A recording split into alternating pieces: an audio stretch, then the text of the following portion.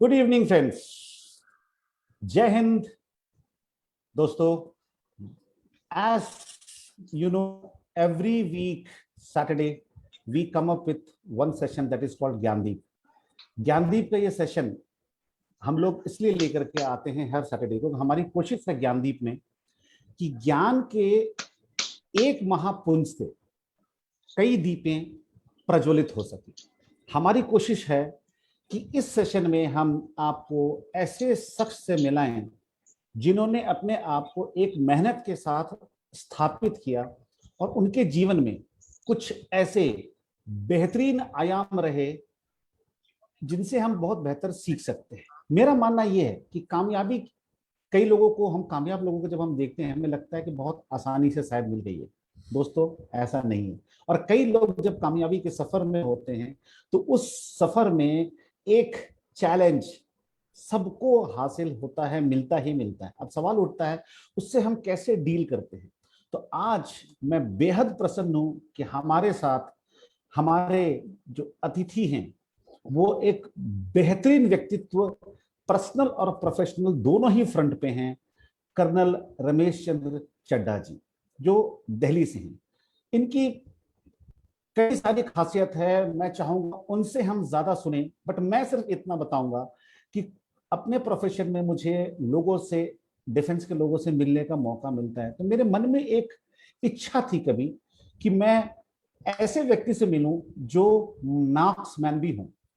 Marksman क्या होता है, मैं चड्ढा सर से ही निवेदन करूंगा जब वो ऑन स्क्रीन हमारे साथ होंगे कि बताएंगे कि आखिर वो क्या उपलब्धि है और कैसे उन्होंने वो हासिल किया। तो आज के शो को संचालित करने के लिए मेरे साथ मेरे मित्र हैं सौरभ अस्थाना जी दिल्ली से, जो फाउंडर प्रेसिडेंट शिरोमणि वेलफेयर फाउंडेशन के हैं। तो वो हमारे साथ इस शो में होंगे। हम दोनों ही मिलकर शो का संचालन करेंगे। तो मैं आप लोगों से एक और निवेदन करना चाहूंगा और बताना चाहूंगा कि ये मई का मंथ हम लोगों ने एंटायर डिफेंस फ्रेटर्निटी के लोगों को आमंत्रित किया, क्योंकि मेरा मानना है कि आईएमए, जिसको हम इंडियन मिलिट्री आईएमए जिसको हम इंडियन मिलिट्री एकेडमी कहते हैं, या भारत की फोर्स, उनमें एक कमाल की चीज होती है जनाब, जिससे हम बहुत कुछ सीख सकते हैं। क्योंकि हम चैलेंजेस की बात करते हैं ना, वहां हर समय हर वक्त होता है एजिलिटी ऑफ डिसीजन, बहुत वहां मैटर करता है। ओबेइंग द कमांड्स, ये सारी चीजें हम अपने नॉर्मल लाइफ में देखते हैं, घर हो, परिवार हो या कॉर्पोरेट हो। हम अमूमन देखते हैं कि डिसीजन लेना अपने आप में कई बड़ा टफ हो जाता है। कमांड फॉलो करना मुझे बड़ा अजीब सा लगता है। तो कैसे ये डिसिप्लिन वहां का है, क्या वो चीजें हमें सिखाती है, बहुत कुछ हमें उनकी जीवनी से सीखने को मिलेगा। तो सौरभ सर, सबसे पहले मैं आपको आमंत्रित करना चाहूंगा। स्वागत है हमारे साथ सौरभ अस्थाना जी, ओवर टू यू। नमस्कार दिवाकर जी, नमस्कार दर्शकों। नमस्कार। ये बहुत अच्छा प्लेटफॉर्म है डील का जो आपने एक बनाया है, जिसमें शख्स से शख्सियत तक बहुत तरह की प्रतिभाएं हमारे समाज में होती हैं। बस देखने वाला तो ये कहता है कि फला उस मुकाम पे बैठा हुआ है, लेकिन उसके पीछे की क्या कहानी है, क्या संघर्ष है, किन किन परिस्थितियों का सामना करके और एक के बाद एक जीत हासिल करके आदमी उस मुकाम तक पहुंचा है। तो डेफिनेटली हमारे इस प्लेटफॉर्म का जो उद्देश्य है कि हर उस मुश्किल हालात को कैसे जीता गया और उस पे कैसे विजय पा करके एक एक अपने कदम आगे बढ़ाकर आदमी सफलता की सीढ़ियों को चूमता चला गया और आज इस मुकाम पे बैठा है, जो देखने में बड़ी रोजी पिक्चर लगती है। बनना तो हर आदमी उस तरह चाहता है, लेकिन शायद ये सोचकर हताश रह जाता है कि मेरे लिए यहाँ तक पहुंचना मुश्किल है। तो हमारा ये उद्देश्य है, हमें बताना है लोगों को कि हर आदमी वहां तक पहुंच सकता है, कोई मुश्किल नहीं है। और उसके जितने लाइव एग्जांपल्स हैं, लाइव स्टेप्स हैं, वो कैसे अचीव किए गए हैं वन बाय वन, उसका जीता जागता उदाहरण हमारे मेहमानों द्वारा यहाँ पे एक्सप्लेन किया जाता है। तो आज इस श्रृंखला में हमारे साथ, जैसा कि आपने बताया, कर्नल आरसी चड्ढा जी हैं। तो कर्नल चड्ढा का हम तहे दिल से स्वागत करते हैं, अभिनंदन करते हैं और आमंत्रित करना चाहेंगे कर्नल साहब को आज इस मंच पे। तो कर्नल आरसी चड्ढा, स्वागत है सर। नमस्कार वर्चुअल वर्ल्ड के दोस्तों, दिवाकर जी और सौरभ अस्थाना जी। नमस्कार मैं सर, नमस्कार। मैं आपका बड़ा आभारी हूँ कि आपने मुझे इस काबिल समझा कि मैं आपके शो में आऊँ और अपनी लाइफ स्टोरी को बयान कर सकूँ ताकि दुनिया देख सके। और मैं जो मेरे कदरदान और मेरे भाई बहन जो इस प्रोग्राम को देख रहे हैं उनका भी मैं धन्यवाद करता हूँ। सर, ये हमारी खुशकिस्मती है और ज्यादा टाइम जाया ना करके मैं सीधे पॉइंट पे आना चाहूंगा। यहाँ हम बस आपसे ये सुनना चाहेंगे कि आज जो कर्नल आरसी चड्ढा है, क्या 40 साल पहले आज से, 50 साल पहले आज से, क्या आपके पेरेंट्स ने ऐसा सोचा था, आपने ऐसा सोचा था, और कहाँ से ये जर्नी स्टार्ट हुई? मुझे यकीन है जर्नी इतनी आसान नहीं रही होगी। तो एक बार चलते हैं यादों के उस गलियारे में जहां से आपका बचपन प्रारंभ होता है, और एक बार आप भी उन्हीं यादों की गलियों में सैर लगा के आए और वहां के कुछ खट्टे मीठे अनुभव हमें सुनाएं। और यात्रा हम शुरू करना चाहेंगे आपके एकदम स्कूल डेज से, जब 6 7 बिल्कुल में बिल्कुल। बच्चे होते हैं और नई नई चीजें सीखना शुरू करते हैं। हर चीज उनको रोमांचित करती है, हर चीज आकर्षित करती है, हर दिशा में वो बढ़ना चाहते हैं, हर चीज हासिल करना चाहते हैं, और बहुत सी चीजें उनमें हासिल होती हैं और बहुत सी नहीं होती हैं। बिल्कुल सही सब कहा सौरभ सर आपने। जैसा कि चड्ढा साहब, मैं बताना चाहूंगा कि हमारा ज्ञानदीप का मुख्य उद्देश्य यही है कि हम कामयाबी के सफर की तरफ जब लोग बढ़ते हैं तो जो अड़चने आती है उससे हम लोग ठिठक जाते हैं। हमारी कोशिश ये है कि सबको ये समझना चाहिए कि जो भी लोगों ने कामयाबी हासिल की है, ऐसा कोई नहीं है जिनके सामने अड़चन ना आई हो। बट प्रश्न ये है कि उन अड़चनों को सामना कैसे करना है। तो क्यों सौरभ जी आपको बचपन के, मतलब डाउन द मेमोरी लेन, आपके बचपन से ले जाना चाहते हैं, कहां से उसका सृजन हुआ और ये सफर कैसा कामयाब रहा। ओवर टू यू सर, अब हम आपको सुनना चाहेंगे। सबसे पहले तो मैं ये कहना चाहूँगा कि मैं इस चीज़ को फर्म बिलीव करता हूँ कि जो भी हमारी जर्नी है वो सब पहले ऑलरेडी ऊपर वाले ने लिखी होती है और एक उसने चिप डाल रखा है और उस चिप के हिसाब से हम चलते हैं। अब एक ही घर में 5 भाई होते हैं लेकिन अलग अलग किस्मत होती है। तो मैं सारा श्रेय भगवान को देता हूँ जो भी आज मैं हूँ। मैं अपना बचपन शुरुआत करता हूँ। हमारे माँ बाप जो लाहौर में रहते थे, ज़मीनें थी, घर था, सब कुछ था, सडनली छोड़ के आना पड़ा उनको 47 में, खाली हाथ बिल्कुल। और जहाँ जगह मिली वहाँ पर आ गए। तो पुरानी दिल्ली सदर बाज़ार तेलीवाड़ा में एक हवेली थी, वहाँ पर हमारे बाबूजी और प्लस दूसरे रिश्तेदारों को लेके सेटल हो गए। और बड़ा कष्ट वक्त था, पैसा था नहीं और कोई जान पहचान नहीं। इतनी मेहनत की हमारे माँ बाप ने, मैं आपको कह नहीं सकता। साइकिलों पे जा जा के छोटे छोटे काम करके उन्होंने हमारे को पाला और बड़ी मेहनत की। तो वो जो मंजर है वो मैं अभी कभी भूल नहीं सकता, वेरी फ्रैंक। और शुरुआत में हम वही पुराने अपना गवर्नमेंट स्कूल में पढ़े। गवर्नमेंट स्कूल से पढ़ के उसके बाद फिर पहले 5वीं तक होता था, फिर दूसरे स्कूल में पढ़े। और वहाँ पर स्कूल में नॉर्मल जैसे चलते चल रहे थे। और 10th क्लास में जब मैं पहुँचा तो मेरी कंपार्टमेंट आ गई मैथ में। और मेरे माँ बाप चले गए जम्मू कोई शादी अटेंड करने के लिए, पीछे बोल गए कि बेटे आप पढ़ के एग्ज़ाम दे देना। मेरे पेरेंट्स, मेरे फादर स्पेशली, वो इतने लिबरल थे, वो हर चीज़ इस चीज़ को मानते थे जो होता है अच्छा होता है। मैंने पीछे से एग्ज़ाम नहीं दिया क्योंकि मुझे डर नहीं था माँ बाप का कि मेरे फादर कुछ बोलेंगे मुझे। और जब वापस आए तो मेरे फादर पूछे बेटे क्या हुआ। मैं कहा बाबूजी मैं तो एग्ज़ाम दिया ही नहीं। तो मेरे फादर का सेंटेंस, चल बेटा कोई बात नहीं, जो होता अच्छा होता है। और वाकई में वो बड़ा अच्छा हुआ। वो मेरे दिल में बात लग गई कि मैं उसी क्लास में बैठूंगा, बड़ा मुश्किल हो जाएगा। बड़ा मैं ईगोइस्ट था। मैंने बड़ी रिक्वेस्ट करके पहले तो अपना सेक्शन बदली करवाया। फिर मैंने इतनी मेहनत की कि मैं 10वीं में पूरी क्लास में फर्स्ट आया। और उसके बाद फिर 11th का एग्ज़ाम होता है फाइनल। यहाँ अभी तो 10+2 है, पहले 11th होता था। और 11th में मैंने पूरे स्कूल को टॉप किया।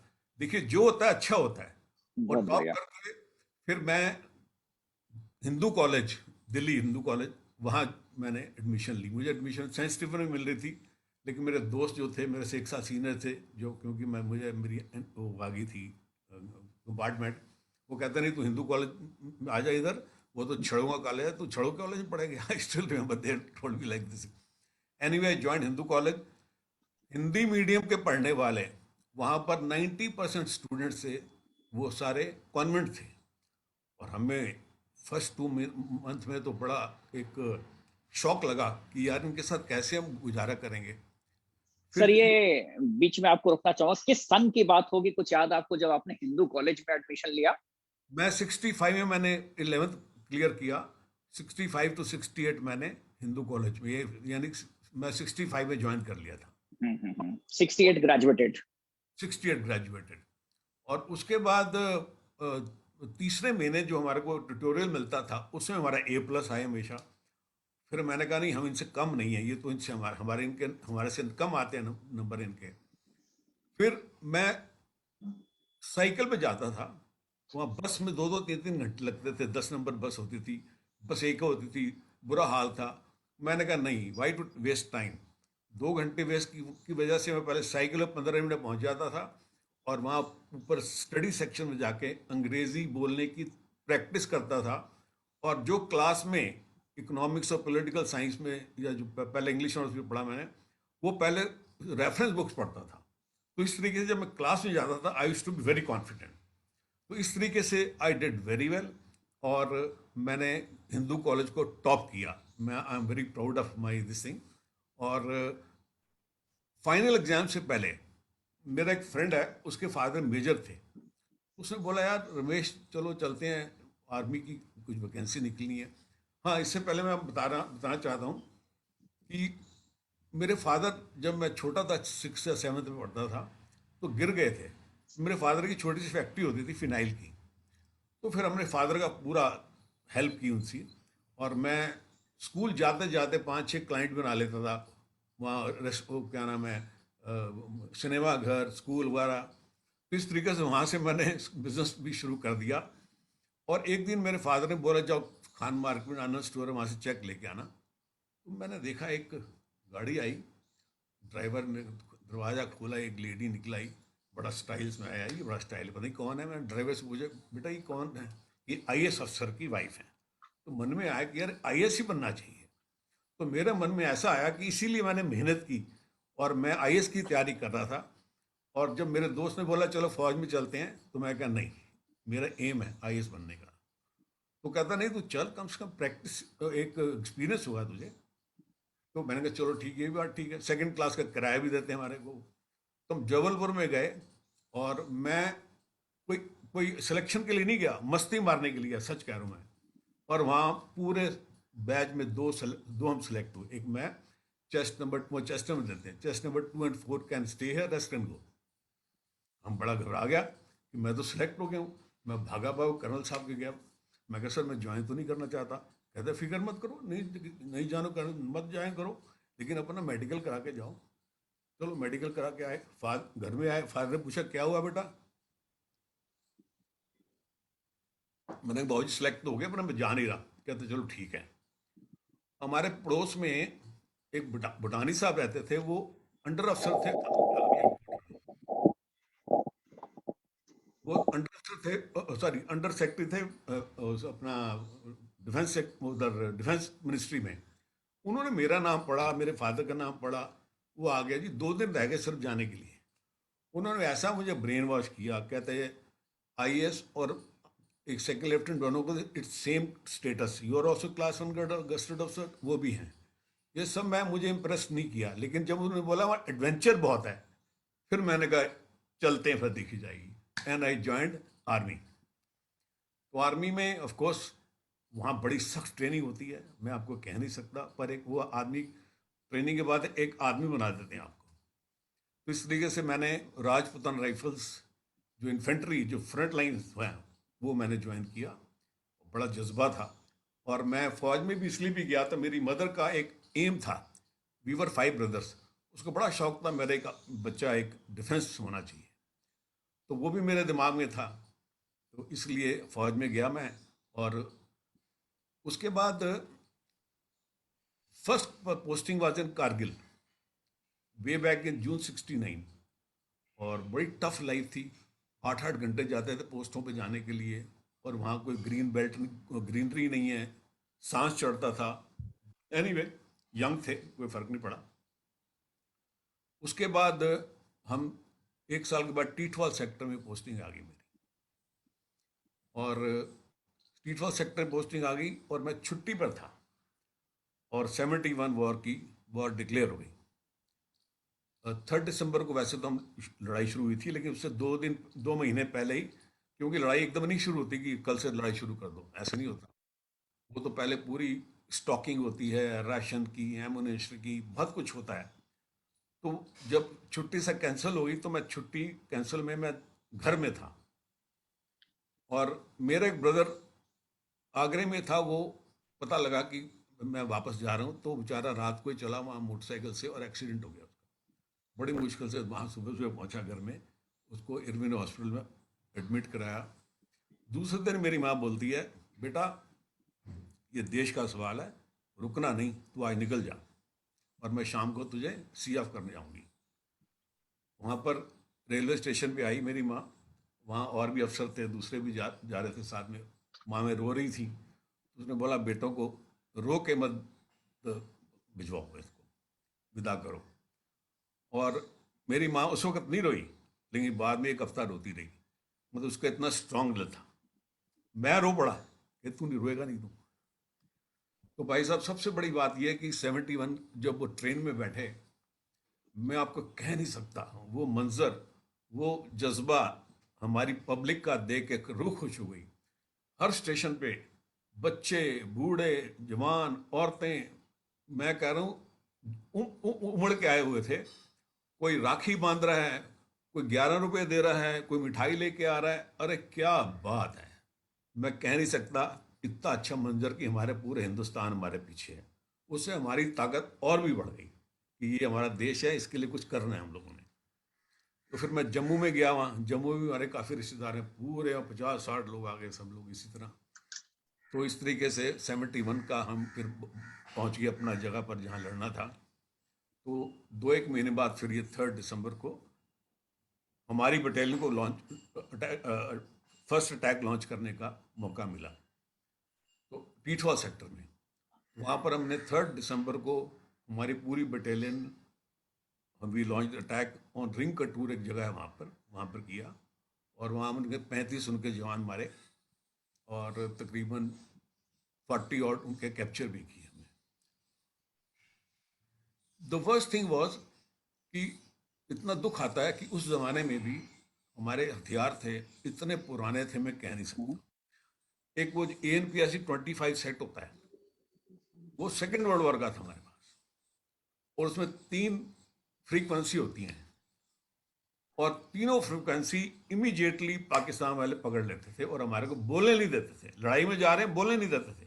अब हम हुक्म कैसे पास करें?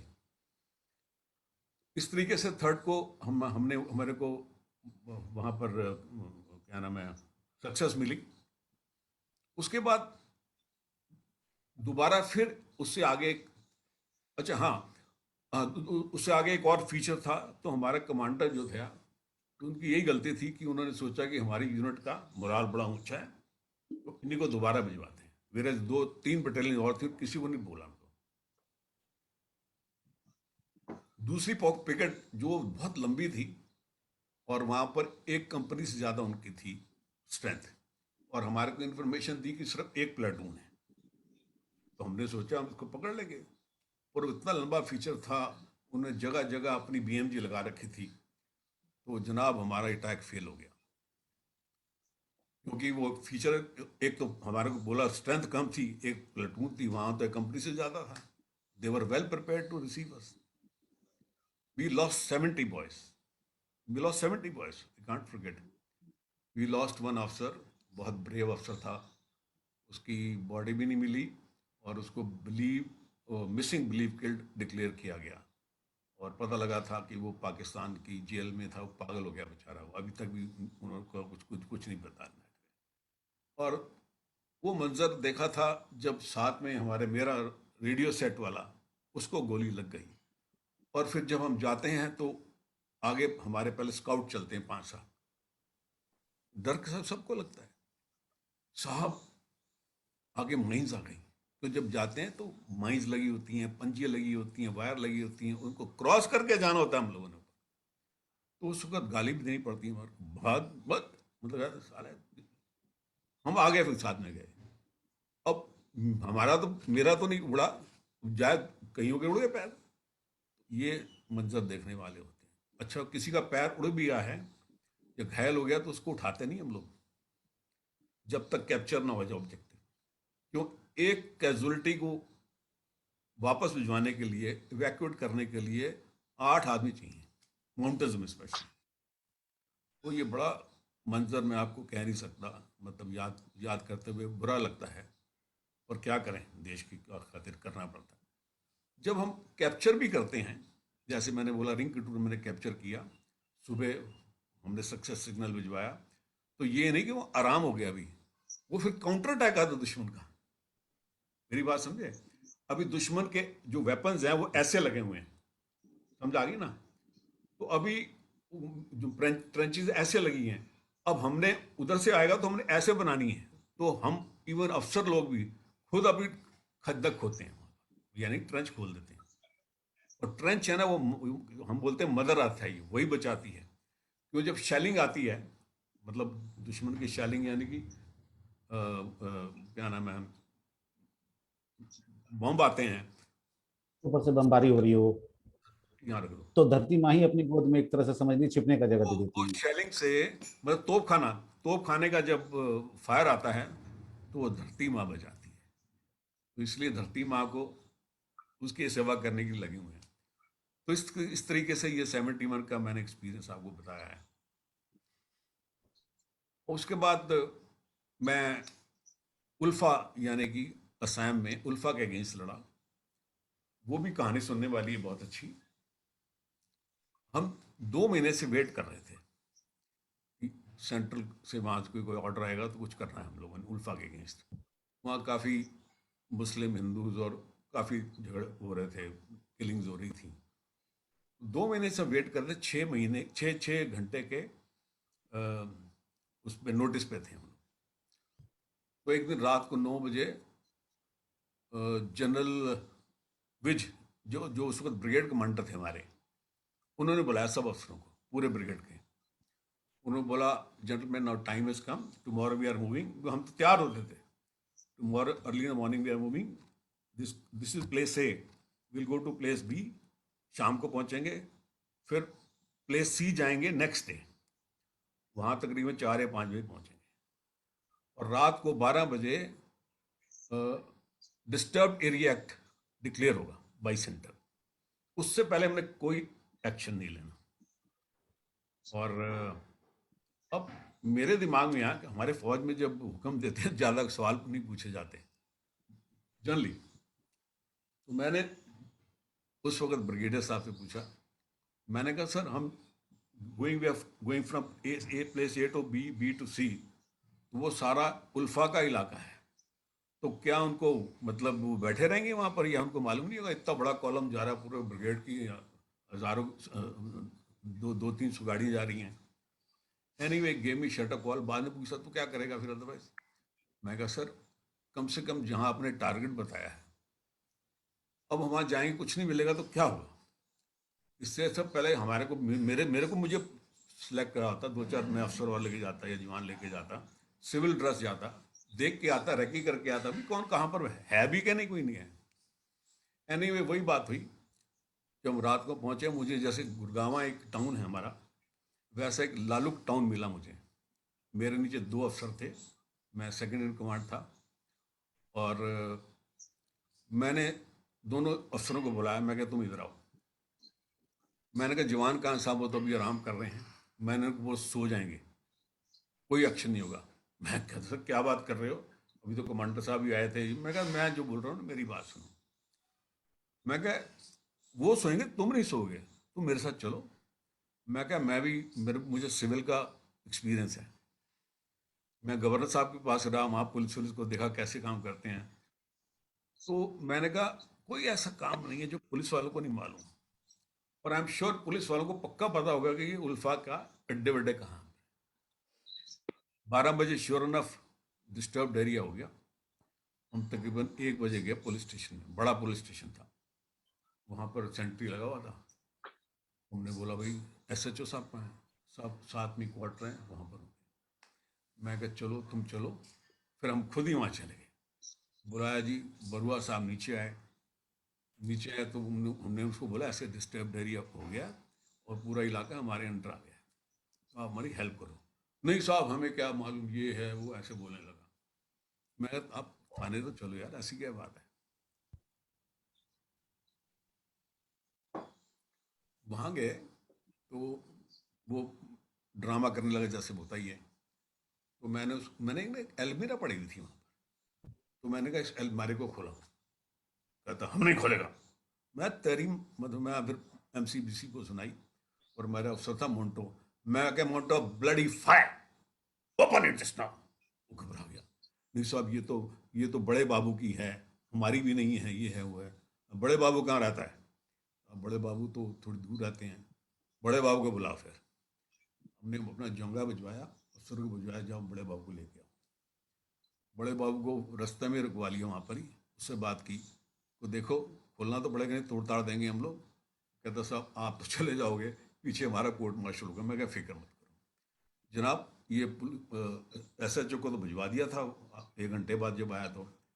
उसको खोला तो उसमें से 167 उल्फा के नाम with their address with their weapons. सिर्फ लालू टाउन नहीं, जो पूरा डिवीजन को लगा हुआ था, पूरे इलाके के एड्रेस के साथ। मैंने बोला क्या बात है, क्या इंफॉर्मेशन मिली। हम जनाब वहाँ पुलिस थाने में पूरी रात सोए, हम कोई एक्शन नहीं लिया। सुबह पता लगा पूरे डिवीजन का जो प्लान था सब फेल, कुछ नहीं, किसी को नहीं मिला। किसी को मजल लोडिंग राइफल मिली, ये है वो है। और मैंने ना उसको बड़े बाबू को बोला, बड़े बाबू आपने दिया नहीं लिए, सुबह मैं वापस कर दूंगा। सुबह सुबह हमने जनाब उसको पहले तो फोटो स्टार्ट कराई। 10 साढ़े 10 बजे मैंने फिर अपने हेडक्वार्टर फ़ोन किया, मैसेज दिया कि भैया ऐसे ऐसे मेरे पे इंफॉर्मेशन है। कैन यू बिलीव इट, जो डिविजनल कमांडर था, मेजर जनरल होता, वो चॉपर लेके ब्रिगेड कमांडर के पास आया। वो कहता है निर्मल, उसका निर्मल था जनरल का, तू जा खुद लेके आ सर। निर्मल जी शाम को मेरे पास पहुंचे। वो चड्डा कहाँ है? तो मैं कहा मैं यहाँ हूँ सर। क्या तो कहाँ है फाइल? मैं कहा मेरे टेंट में है, तू बैठ मेरी गाड़ी में फटाफट। मैंने उसको फाइल देने से पहले, हाँ, तो वो जो इंफॉर्मेशन मिली उसमें से 6 घर हमने अपने इलाके में आइडेंटिफाई किए, और उसके बाद हम सुबह निकले उनको पकड़ने के लिए। कोई नहीं मिला, सिर्फ एक सर्विंग तहसीलदार, बहुत बड़ा उसका घर था, वो उसका भी था उसमें। तो हमने SHO को ना क्या किया, मैं कहा हमें तो मालूम नहीं, हमें कोई गलियां वलियां मालूम नहीं है, हमारे को इन्फॉर्मेशन हमारे हेडक्वार्टर से आई है, ऐसे ऐसे कुछ एड्रेसेस हैं, आप हमारे साथ चलो। उसको यूनिफॉर्म डलवाई, हमने पीछे बैठाया। तो जब इस घर में पहुंचे तो खुद ही कहने लगा सर ये बदमाश आदमी है, इसने हमारे सब इंस्पेक्टर को मारा था। मैं कहा वाह, ये तूने अच्छी इन्फॉर्मेशन दी हमारे को। तो उसके बाद 11 साढ़े 11 उसके बाद खाना वाना खाया था। तो हमने बोला खाना खाओ आराम से, ऐसी बात नहीं। नहीं हम तो क्या, हम तो सर्विंग है, ये है वो है। मैं कहा जी बिल्कुल आपकी थोड़ी मदद चाहिए, ऐसी क्या बात है यार, तो हमारे हेडक्वार्टर तो चलो देखते हैं थोड़ा। उसको ले गए, फिर उसकी सेवा की हम लोगों ने। सेवा की तो शाम को जब कमांडर साहब आए तो मैंने कहा एक सोविनियर ले जाओ। कहते क्या? मैं कहा सर्विंग तहसीलदार लेके आए हैं। तो रोता रहता है, लड़खड़ा रहा था, मेरी मारा, ये है वो है जो भी है। तो वो साथ में उसको बोला, मैं देख अभी तो हमने तो कुछ नहीं किया, अभी तो इंटेरोगेशन सेल में जाएगा, वहाँ जो बकना बक दे, नहीं तो गोली मार देंगे तुझे, उसको पता नहीं लगेगा तुझे। वहाँ जाके बका। कहता जी आप तो गलत आए हो, असली कैंप तो यहाँ से 20 किलोमीटर वो पहाड़ी पे है, और वहाँ तो बहुत बड़ा कैंप है इनका। लो जी, हमारे कमांडर साहब और डिवीजन कमांडर ने प्लान भी बनाई, रातों रात 2 या 3 बटालियन लॉन्च किया, और सुबह वहाँ पर आदमी तो सब भाग गए, सिर्फ एक कुक और 2 बीमार मिले, और 50 लाख मिला, और पब्लिसिटी मटेरियल मिला, 100-150 से ज़्यादा राइफलें मिली। What a catch! हमारे कमांडर और वाह। कमांडर पे वाह वाह हो गई, बहुत बड़ी बात आई है। ट्रू। उसके बाद तो ये हमारा कमांडर जो था ना, उसने मेरे सीओ को बोला, मुझे ये जो तो सेकंड इन कमांड है तुम्हारा, इसको मेरे अपना हेडक्वार्टर भिजवा दो, ये यहाँ काम करेगा। मैंने कहा सर मैं तो कोई इंटेलिजेंस का कोर्स भी नहीं किया। कहता तू साले बाप है इंटेलिजेंस का। मैं कहता थैंक यू सर। तो वहाँ पर भी क्या हुआ कि मेरा काम था वहाँ कलेक्टर से रोज मिलना और डीआईजी से मिलना। कलेक्टर मीना था वहाँ पर, तो मेरी आदत में फ्रेंडशिप सबसे बना लेता हूँ। तो ऐसे पूछता रहा यहाँ कौन है, गवर्नर कौन है, फलाना है। ये तो पता लगा गवर्नर डीडी ठाकुर साहब हैं, जो जे&के में फाइनेंस मिनिस्टर होते थे जब मैं गवर्नर साहब के साथ एडीसी था। इनसे दोस्ती हुई और फिर उसने बताया कि जहाँ आप लोगों ने अटैक मारा है वो आज से 2 या 3 महीने पहले सड़क मैंने इनॉग्रेट की थी, यानी कि उनको सब इंफॉर्मेशन थी। क्या कमाल है। मतलब हमारे आर्मी वाले भी, यानी कि आर्मी और सिविल जो लेजन होता है ना, कुछ नहीं होता, कोई इन्फॉर्मेशन नहीं देते सिविल वाले भी। तो शुरू का शुक्र है कि हमारी कैजुअलिटी नहीं तो शुरुआत में कैजुअलिटीज होती है हम लोग की बहुत ही। एनीवे तो मैं ब्रिगेड क्वार्टर में आ गया जी वहाँ से। तो उसके बाद ठंडा हो गया और जो उन्होंने करना था पूरे डिवीजन में जहाँ जहाँ एड्रेसेस थे, हर बटालियन ने अपने लोग भिजवा के, मतलब कुछ पकड़े। एक उनका डिप कमांडर भी पकड़ा था और उसको वो सस्पेक्टेड था। तो मैंने उनको बोला, मैंने लड़कों में कहा इसके कपड़े उतारो, पहले कपड़े उतारे। तो ऐसा वो उनके पास 303 राइफल होती है जो ट्रेनिंग लेते हैं। तो 303 जो आपने एनसीसी में गए होंगे देखा होगा, वो पूरा लाल कर देती है यहाँ पर। पकड़ा गया जी वो। और इसी तरह एक उसके बाद एक और हमारे को टास्क मिला कि एक दूसरा गांव था वहाँ पर, कि वहाँ काफ़ी उल्फा आए हुए रातों रात। हम पूरी रात वॉक करके गए, उसको सुबह सुबह 4 बजे चारों तरफ से घेरा। वहाँ अनफॉर्चुनेटली कोई अच्छे घर था, अमीर थे, वहाँ पर वो शादी थी। शादी थी तो ये बेचारे अच्छा वहाँ क्या था, इस चक्कर में सारे यंगस्टर बाहर निकल गए थे। उस चक्कर में काफ़ी यंगस्टर्स वहाँ आए हुए थे। तो सुबह 4 बजे हमने जब घेरा डाला तो 2 बाहर कहीं निकले, उन्होंने देखा कि फौज वाले आ गए, वो भागे जंगल की तरफ। जंगल की तरफ भागे तो हमारे लड़कों ने सोचा ये तो पक्के टेररिस्ट हैं, उन्होंने वहीं ठोक दिया उनको। ठोक दिया तो सुबह भाई साहब फिर हम, ड्रिल होती है हमारी भी, सुबह हम क्या करते हैं पूरे गांव को इकट्ठा करते हैं, जवान बूढ़े ये सब अलग अलग कर देते हैं। इमेजिन, मैं वो मंजर नहीं भूल सकता कि 2 लाशें पड़ी हुई हैं, पूरा गांव चारों तरफ है और एक लेडी मेरे पाँव पड़ रही है कि मेरे बच्चों को नहीं मारना। मतलब जैसे पिक्चरों में होता है ना Gabbar Singh type. By God कह रहा हूँ, मुझे रोना आ गया। मैं कहा देखो कितना डर है, मौत मौत का कितना डर होता है। तो फिर मैंने अपने ड्राइवर को बोला जाओ मैस में जाओ, वहाँ से थोड़ी टॉफ़ियाँ लेके आओ। फिर टॉफ़ी शॉफ़ी बोर्ड हमने बताया उनको। अच्छा हमारे पास इंटरप्रेटर साथ में होते हैं। उनको बोला भी कोई ऐसी बात नहीं है, मारने के लिए नहीं आए, ये तो ठीक है, हो गया सो हो गया। तो इस तरीके से एक और भी मंजर ऐसे हुआ। हम एक बार दूसरी जगह गए तो वहाँ पर एक हमने लड़की, यंग लड़की, वो टेररिस्ट थी, उनके साथ थी, साथ में एक टीचर था उसके साथ। तो जब उसको बोला कि तुम इधर आओ, तो वो, I am not exaggerating, she became naked.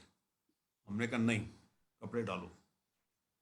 और फिर उसको हम पकड़ के ले गए। तो फिर जब वो बातचीत कर रहे थे, पीछे से हमारे इंटरप्रेटर भी सुनते रहते हैं ना क्या बोल रहे हैं आपस में, तो पता लगा कि वो टेररिस्ट है। फिर हमारे कमांडर ने बोला नहीं इसको छोड़ दो, सर लेडी लफड़ाना पड़ जाए, कोई छोड़ दिया तो उसको हमने। तो ऐसे ऐसे मंजर उल्फा में देखे हमने। और तीसरा फिर हमने लड़ाई लड़ी कारगिल की।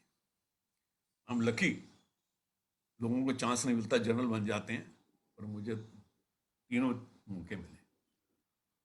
तो कारगिल वॉर में हम अमृतसर पोस्टेड थे, हमारा पूरा ब्रिगेड, हमारा टास्क था लाहौर में जाना और पूरी प्लान बना रखी थी। हम बैंग ऑन द बॉर्डर थे, हम लोग मतलब डिप्लॉयड थे bang on the border. Wagah border जहाँ परेड होती है ना, उसके लेफ्ट साइड में काफ़ी वहाँ थे। तो वो भी एक्सपीरियंस बहुत बड़ा था। रोज मैप देखता था मैं तो, कि भी हमारा घर कहाँ था, वहाँ पर जाऊँगा तो मैं वहाँ जरूर जाऊँगा, आई यूज्ड टू थिंक। तो इस तरीके से मतलब वॉर का एक्सपीरियंस भी अच्छा रहा हमारा। आप पूछिए और कुछ पूछना चाहते हैं सवाल। ये सर बहुत उल्फत का जो आपने जिक्र किया, तो इसमें जहां तक लगता है मुझे, आपने अपने एक्सपीरियंस से जो बताया, तो एक बहुत बड़ी पॉपुलेशन उन लोगों की हम लोगों ने ट्रेस की होगी, उनको पकड़ा होगा, बहुतों को शायद मारा भी होगा। तो ये सारी सब चीजें कैसे होती, गवर्नमेंट के रिकॉर्ड्स में ये सब कैप्चर किया जाता है कि इस टाइम ऐसे ऐसे है, या केवल वर्ड ऑफ माउथ ही रहता है? कुछ इसके रिकॉर्ड्स मेंटेन होते हैं? नहीं, ऐसा है, हमारी ट्रेनिंग होती है, हम हम्म। जबरदस्ती किसी को नहीं मारते अनलेस कि कुछ उगलवाना हो। और मैं अपना एक और एक्सपीरियंस बताना चाहूँगा कि मुझे इन उल्फा वालों से इतना प्रेम हो गया था। मुझे याद है, एक दूसरी कंपनी वालों ने एक बस में 5-7 लड़के थे, उनको भिजवाया, मुझे हैंड ओवर किया, सर ये उल्फा हैं। यंग लड़के थे बेचारे। मैं कहा नहीं, ये उल्फा नहीं हो सकते। तो मैंने उनको सब छोड़ दिया उनको। तो एक बार हम गए वहाँ पर, आप बिलीव करना, हमारा एक साइकिल चलाने वाला, सॉरी रिक्शा चलाने वाला भी अमीर है। वो इतने गरीबी थी वहाँ पर, इतनी गरीबी, घर में गुदड़ियों में मतलब ऐसे सोते थे। और वहाँ जब मिला हमारे को, क्या मिला, देशभक्ति की पोइट्री। और वो हमारा जो इंटरप्रेटर था ना, वो जो पढ़ता था तो रूह खुश हो जाती थी। वो मतलब मैं तो सच कह रहा हूँ, मैंने इसलिए उन लड़कों को भी छोड़ दिया। अच्छा, फिर एक और बात है, ये उल्फा वाले जो है ना, ये बड़ा जेन्युइनली लड़ रहे थे। और हाँ, जब मैं कलेक्टर वाली बात कर रहा था, तो कलेक्टर ने मुझे बताना कि जो होम मिनिस्टर है मिस्टर बरुआ, वो इनका लीडर है उस जमाने में। एनीवे, तो मेरा मतलब ये इनकी पोइट्री सुन के बहुत दर्द होता था। और इनके साथ बड़ा ज्यादती हुई है। ज्यादती क्या हुई है कि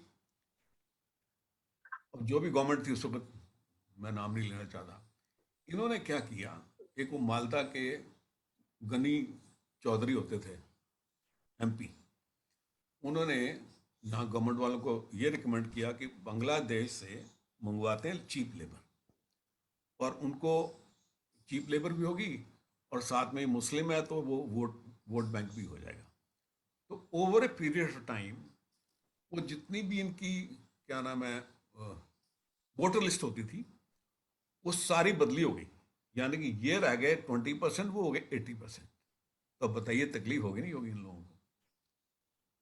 अभी क्या है, अभी तो वो सेपरेट स्टेट मांग रहे हैं, इतनी मुस्लिम पॉपुलेशन हो गई है। Very unfortunate. और ये सब वो गवर्नमेंट की रॉन्ग पॉलिसी, जैसे कश्मीर में हुआ, आपने देखा क्या हुआ, हमारे अपना कंट्री में ही अपने हिंदू चले गए। What a shame in fact. तो ये मेरा मतलब, मैं तो उल्फा के अगेंस्ट बड़ा वो मतलब एक मेरा सॉफ्ट कॉर्नर था। पर हम मारते नहीं थे नेसेसरी, वो तो हल्का सा देखो करना पड़ता है कुछ इन्फॉर्मेशन देने के लिए, वैसे नहीं मारते थे, मतलब ही नहीं। हाँ, जैसे वो 2 लड़के भागे, वो तो फिर सस्पेक्ट थे ना कि, और फिर हमारे को इन्फॉर्मेशन थी कि यहाँ पर आए हुए हैं। वो स्टूडेंट थे वैसे बेचारे, हो सकता है वो भी हों, लेकिन कह नहीं सकते। Thanks a lot for sharing the insight, sir. There is a wonderful cuts actually in your entire journey, जिसको मैं स्टेप बाय स्टेप जानना चाहूंगा। एक सबसे पहला बड़ा अच्छा प्रकरण आपने बताया, जब पहली बार हिंदू कॉलेज आप लोग पहुंचे, वहां जाने के बाद आप लोगों के मन एक फीलिंग ये आई कि हमारा प्रपेक्ष कुछ और है और यहाँ कुछ लोग हैं जो एक एक्स क्लास है। Am I right, sir? वो एक गैप था जिसमें आपने देखा कि अगर मुझे ये गैप ब्रिज करना है तो मुझे इसे पढ़ना होगा, राइट? एंड सेकंड एक बड़ा अच्छा कट ये था कि आपको पता लगा कि चलो फौज में भर्ती हो रही है, हम जाते हैं। आप चले तो गए, but you yourself was not very much clear कि हाँ मुझे फौज में जाना है या नहीं जाना। तो ये जो 2 लर्निंग बड़ी अच्छी ड्राइव होती है। The first one is when you want to be equal to somebody, you have to bridge your gap. जैसे आपने बोला कि मैं साइकिल से जाके बाकायदा पहले वो एक्स्ट्रा क्लास पूरे करता था, और आज के ग्लोबलाइजेशन के समय में गांव से लोग शहर, शहर से लोग दूसरे मुल्क पढ़ने के लिए जाते हैं, तो ऑफ कोर्स सेम सिचुएशन का गैप उन्हें भी वहां फिलअप करना पड़ता है।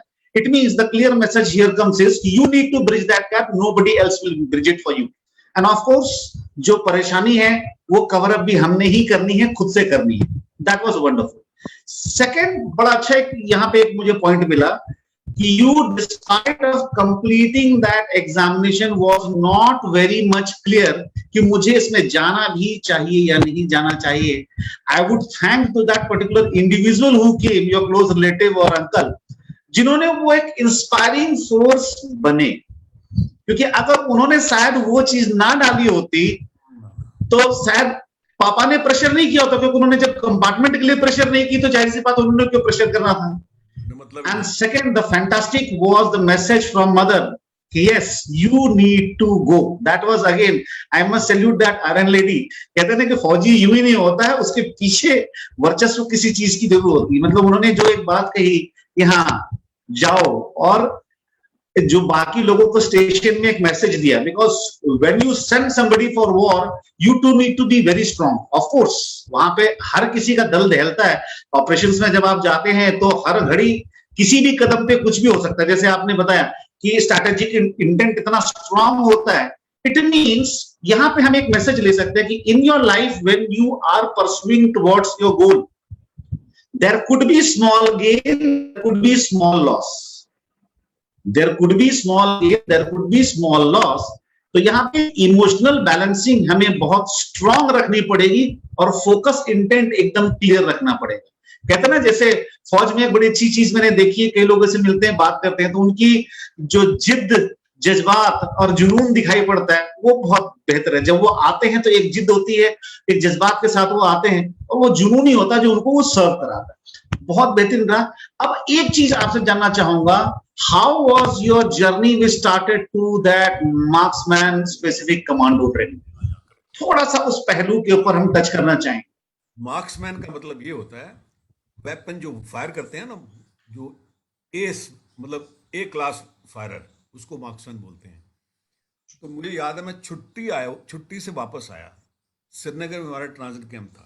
तो मुझे एक मेरा हवलदार माम मिला, सलूट मारा उसने कि सर गुलमर्ग में एक कंपटीशन है, डिव का कंपटीशन है, फायरिंग कंपटीशन, और सर ये राइफल है और आपने वहाँ भाग लेना है. तो मैंने कहा भाई, ना तो मैंने राइफल को जीरो ही की हुई है, क्यों राइफल जब शूटिंग में पार्ट लेते you have to zero with rifle. कहते सर जो भी है मुझे हुक्म मिला है, मैंने हुक्म सुना दिए. मैं चलो ठीक है. तो वहाँ मुझे 1-1.5 हफ्ता वहाँ गुलमर्ग में एक कैंप लगा हुआ था, वहाँ हम गए और वहाँ हमने फायर किया तो वहाँ फर्स्ट आ गए. रात हम 6 पूरे डिवीजन के जो सिलेक्ट हुए थे.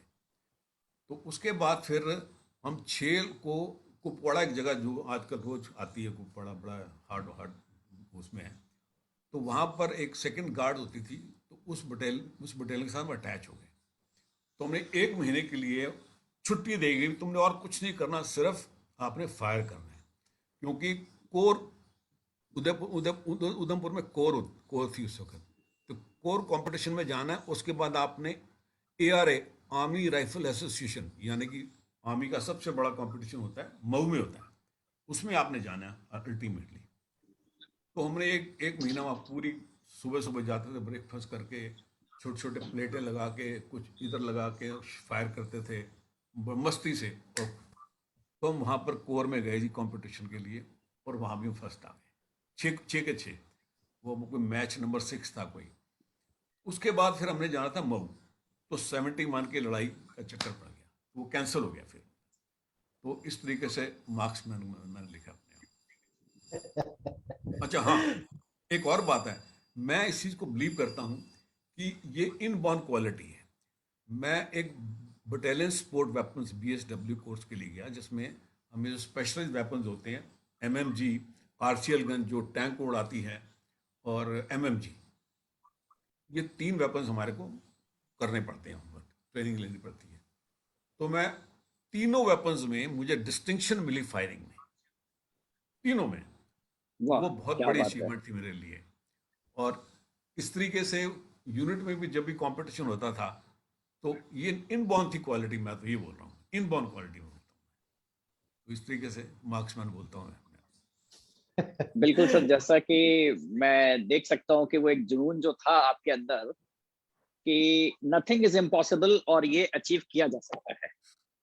नथिंग इज इम्पॉसिबल और ये अचीव किया जा सकता है कि जैसे आपने 1 घंटे पहले पहुंच करके वहां पे इंग्लिश की तैयारी की, उस गैप को पूरा किया, उसको अचीव किया। वहां से एक आदमी के अंदर मोटिवेशन आ जाता है कि नहीं, I can do it, I will do it, I true. Can do it and I will do it.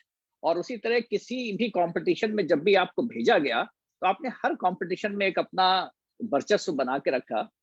और डेफिनेटली आर्मी की तो ये बात है कि बहुत सारी चीजें, मेरे ख्याल से पैराग्लाइडिंग, और आपको भी कुछ ऐसा मौका मिला होगा सर अलग अलग तरह की चीजें सीखने का वहां पे। कहीं स्पेशल सर्कमस्टांसेस में आप ऐसे फंस जाएं, बहुत हाई एल्टीट्यूड पे हो, स्नो में हो, तो कैसे अपने आप को सेव करेंगे, क्या करेंगे। और इसके साथ भी कुछ ट्रेनिंग्स का अनुभव हुआ होगा सर आपको, कोई ऐसी चीज आप अपने दर्शकों के साथ शेयर करना चाहें तो अच्छा लगेगा। हाँ, मुझे एक बात याद आ गई, मोटिवेशन में कैसे मुझे मिला। खैर वैसे मन में मोटिवेशन तो शुरू से ही था। जब मैं हिंदू कॉलेज में पढ़ता था तो वहाँ पर इकोनॉमिक्स के टीचर होते थे, मिस्टर S.C. माथुर, प्रोफेसर। वो इतने सिंसियर थे, मैं आपको कह नहीं सकता। अच्छा, हमारे में हिंदू कॉलेज में जितने भी हमारे प्रोफेसर थे सारे गोल्ड मेडलिस्ट थे, सबसे बड़ी बात ये। और वो एक सेंटेंस बोलते थे हम लोगों को मोटिवेट करने के लिए कि boys, if you work hard now, if you work hard now you will get princely return. Look at the world. है मतलब अगर तुम यहाँ अभी काम करोगे नहीं तो साला कलर बनते फिरोगे। तो इसलिए ये ऐसे ऐसे वर्ड्स हमारे टीचर्स ने, इवन स्कूल में भी हमारे अच्छे टीचर थे, मैं ग्रेटफुल टू देम। तो एक और भी मैंने, हमारे बच्चे, मेरे दोनों बच्चे वो भी टॉपर थे, उनको एक ही बात बोलता था। मैंने और भी कईयों को मोटिवेट करता हूँ, हालांकि I am not a motivate trainer, कि मैं बोलता हूँ कि जब ओलंपिक में 100 मीटर की रेस में 6 धावक होते हैं, 6 धावक होते हैं ना, और सब अपने अपने कंट्री के बेस्ट धावक होते हैं, रनर होते हैं, लेकिन एक का नाम होता है। क्यों? क्योंकि वो बाकियों से जरा जरा सा ज्यादा भागा। मेरी बात समझे? तो जिंदगी में मैंने यही अपने पास ये मोटिवेशन रखा है कि कोई भी काम करो, जरा सा ज्यादा करो, यू विल डू वेल। ये बच्चों को भी मैं बताना चाहता हूँ, हमेशा बोलता हूँ। मुझे कई बार स्कूल वाले बुलाते हैं काफ़ी मोटिवेशन के लिए, इवन ऑल इंडिया रेडियो वाले बुलाते थे। तो ये जरूर बोलता था कि ज़रा सा जब भागो, यानी कि मन में होना चाहिए कि मैं ये सोचता था, मैं याद है स्कूल में जो पढ़ता था, यार ये भी 2 रोटी खाता है जो अच्छा पढ़ता है, मैं भी 2 रोटी खाता हूँ, तो मैं थोड़ा सा ज़्यादा पढ़ूंगा तो आई विल बी बट। नहीं, मैं अपने मन की बता रहा हूँ आपको। तो इसलिए I used to motivate my self. तो इस तरीके से, हाँ, आपने, बाय द वे, मैंने एक स्कीइंग कोर्स किया था, फाइटिंग ऑन स्कीज। ये हमारे आर्मी में एक कोर्स होता है, विंटर वॉरफेयर। विंटर वॉरफेयर यानी कि जब ऐसे इलाके में हम, जैसे सियाचिन है या गुलमर्ग हैं, और ऐसी पहाड़ियों में जहाँ पर बर्फ़ पड़ी होती है, तो उसमें पैदल नहीं चल सकते, बड़ा मुश्किल होता है। तो उसमें स्कीज के ऊपर ही फाइटिंग, स्कीज के सब कुछ वो सिखाते हैं हमारे को। 3 महीने का कोर्स, वेरी टफ कोर्स। और वो जी हमने वहाँ किया। और फिर वहाँ पर एक लोकल्स जो थे वो छोटी सी स्लोप के ऊपर एक स्लालम की कंपटीशन करते थे। हमने तो बड़ा क्रॉस कंट्री स्कीइंग करते थे, पता नहीं कितनी टफ नाइट स्कीइंग करते थे, तो उसमें भी भाग लिया। और फिर एक बार मैं तंगधार में, जहाँ 71 की लड़ाई लड़ी, वहाँ मैं पोस्टेड था। तो वहाँ एक नस्ता चुन पास है जिसको साधना पास बोलते थे। वो विंटर में 6 महीने स्नो से ढक जाता था, तो हमें पैदल जाना पड़ता था रात को, वही रात को, क्योंकि दिन में क्या होता है कि एवलांच आने का खतरा था। एवलांच मतलब एकदम बोर्डर आते हैं बर्फ के, दब जाते हैं लोग। रात को भी ये इंस्ट्रक्शन होती है, कोई खांसी नहीं करेगा, मतलब खांसी से भी आ सकते थे। ऐसे हम लोग जा रहे थे, पूरा कॉलम जा रहा था, तो एवलांच आ गया। लकीली हम लोगों ने रस्सी बांध रखी थी एक दूसरे के साथ, तो बच गए, नहीं तो दब जाना था। नहीं। तो आर्मी में ऐसे ऐसे खतरनाक वाकये तो इतने आए मेरे साथ कि शुक्र है मैं जिंदा हूँ, आपसे बात कर रहा हूँ, मैं तो ये बोलूंगा। नहीं, बिल्कुल सर, you जैसा have that you have that warrior spirit। मतलब शुरू से अगर मैं देखूं उस जर्नी में आपका कंटिन्यूसली रहा है। एक बड़ी चीज मैं जानना चाहूंगा सर, जो मैंने नॉर्मल सोशल लाइफ में कई जगह पर देखा है, तो मैं यहाँ पर एक प्रश्न मेरे मन में आ रहा है जो मैं जरूर पूछना चाहूंगा कि हमने हमेशा सुना है कि once a soldier always a soldier, despite of leaving the uniform you can not leave that particular attitude. ये हमने हमेशा फौजों में देखने के लिए मिलता है। आपसे बात करके भी वो मैं आज एक फीलिंग ले पा रहा हूँ, क्योंकि कई मोड़ ऐसे थे जहां पे आप बात करते वक्त मैं आपके में वो संजीदगी देख पा रहा था, वो सहिष्णुता महसूस कर पा रहा था। अब एक बड़ा कमाल का प्रश्न आपसे समझना चाहूंगा सर, जो मैंने देखा है इसका उत्तर आप ज्यादा बेहतर बता सकते हैं। आई सी कि सोल्जर्स नॉर्मली, अगर मैं फौज की बात करूं तो रिटायरमेंट प्रक्रिया वहां पर मैक्सिमम लोगों की बड़े चंक की, बड़े ही यंग एज पे हो जाती है। ऑल्दो जितना सर्विस का ड्यूटी रहा, तो मैं जानना चाहूंगा सर आपने किस एज पे रिटायरमेंट ली थी? जब आपकी रिटायरमेंट हुई थी तो what was your age at that time? बताता हूँ। सबसे पहली बात है, सैनिक की जो वर्दी होती है सिर्फ महज कपड़े नहीं होते, उसमें अनुशासन होता है, देश प्रेम होता है और हौसले की पहचान होती है। क्या बात। बहुत सही, बहुत सही, बहुत सही। और इस वर्दी को पहनने वाला हर इंसान पूरे देश का अभिमान है। बिल्कुल। बात समझे आप? सुख दुख सब कुछ देश के लिए। तो आपने अभी सवाल पूछा कि हम यंग रिटायर होते हैं। ऐसा है कि इन्फेंट्री है ना, जो इन्फेंट्री जो सबसे आगे लड़ने वाले, जैसे हम राजपूतान रेफरेंस में मिलते हैं, ट्रू। उनकी रिटायरिंग एज बड़ी कम रखी है, क्योंकि आर्मी मतलब इन्फेंट्री में हमें यंग लोग चाहिए। मेरी बात समझे आप? बिल्कुल सही। जब एज होती है, अच्छा फिर हम इतनी एक्सरसाइज होती है हमारी, कभी रूट मार्च होती है, कभी कुछ आती है, मतलब घुटने बस पूछो कुछ नहीं। अब मैंने कमांडो कोर्स भी कर रखा है भाई साहब, और कमांडो ऑपरेशन भी कर रखा है। तो ये अभी कभी रूट मार्च हो रही है, कभी एक्सरसाइज हो रही है, बड़ी टफ लाइफ है, ये कहने की बात है। अभी हमारी लाइफ होती है, अभी सियाचिन में जा रहे हैं, वहाँ -40 टेम्परेचर है, और साल के बाद हमारी पोस्टिंग आती है जैसलमेर में जहाँ वो +45 या ज़्यादा ही होता है टेम्परेचर। ट्रू। और ये भगवान ने बॉडी ऐसी दे रखी है, ये 1 हफ्ता या 10 दिन में एडजस्ट हो जाती है, सिर्फ 1 हफ्ता। मतलब ये हमारे बड़ी ताकत है हमारी बॉडी में। हम वैसे ही यहाँ घबराते हैं कि ठंड लग रही है, गर्मी लग रही है, लेकिन बॉडी एडजस्ट कर जाती है। मैं हैरान हो गया जब मैं चौकीबाल की बात कर रहा था, जहाँ पर एवलांच आ गया था। वहाँ हमारे साथ पोर्टर जाते थे, हमारा सामान लेके जाते थे ना, छुट्टी से वापस जाते तो पोर्टर सामान लेते थे हमारा, जवानों का भी, सबका। तो मैं हैरान हो गया, वहाँ पर वो वान वान होता है ना, जो क्या बोलते हैं, वान वान की चप्पल डालते थे। वान मतलब जो 4 पहिए में वान नहीं होता, 4 पहिए जिससे होती है, उसकी अच्छा चप्पल अच्छा डालते अच्छा थे। अच्छा। जूट की रस्सियां टाइप की। जूट की रस्सी टाइप की। और हम लोग प्रॉपर वो डालते थे, मतलब प्रॉपर जूते। अगर हम दूसरे नॉर्मल जाएं तो हमारे चिल ब्लिन हो जाता था या फ्रॉस्ट बाइट हो जाती थी। फ्रॉस्ट बाइट का मतलब है उस अंग को काटना पड़ता है। और देखो, हम्म। क्योंकि वहाँ के लोग यूज टू हैं, तो वो वान की चप्पल में जा रहे हैं। मतलब भगवान ने देखो कैसे, मतलब हम्म। एडजस्ट कर देता है। कैसे साधा वो बड़ा फर्क पड़ता है। Again I come to the point sir, what was your exact age when you retired? हाँ, एज की बात ऐसा है कि एज जो होती है जवानों की, तो बहुत यंग एज में बेचारे रिटायर हो जाते हैं। वो भी रैंक के हिसाब से होती है। यानी कि जवान जो सिपाही है वो 15 साल में रिटायर होता है, वो नायक बन जाता है 2 साल बढ़ जाते हैं ना, हवलदार बनता है, तो ऐसे बढ़ जाती है मतलब उनकी, वो राइट। जैसी बढ़ जाती है। तो अफसरों की है कि हमारी 52 एज, पहले 48 होती थी, अब 52 एज है। 50, अच्छा फिर अगर रैंक बढ़ता है आपका तो 2-2 साल बढ़ जाते हैं, इस तरीके से। राइट। तो जो फिर भी यंग एज है 60, तो बहुत 60 तो चीफ हो ना, चीफ होता है वो 60 में रिटायर होता है। True true. So why I ask this question is sir कि मैंने कॉर्पोरेट में बहुत सारे यंग लोगों को भी देखा है, from all the ranks, from JCO NCO to officers.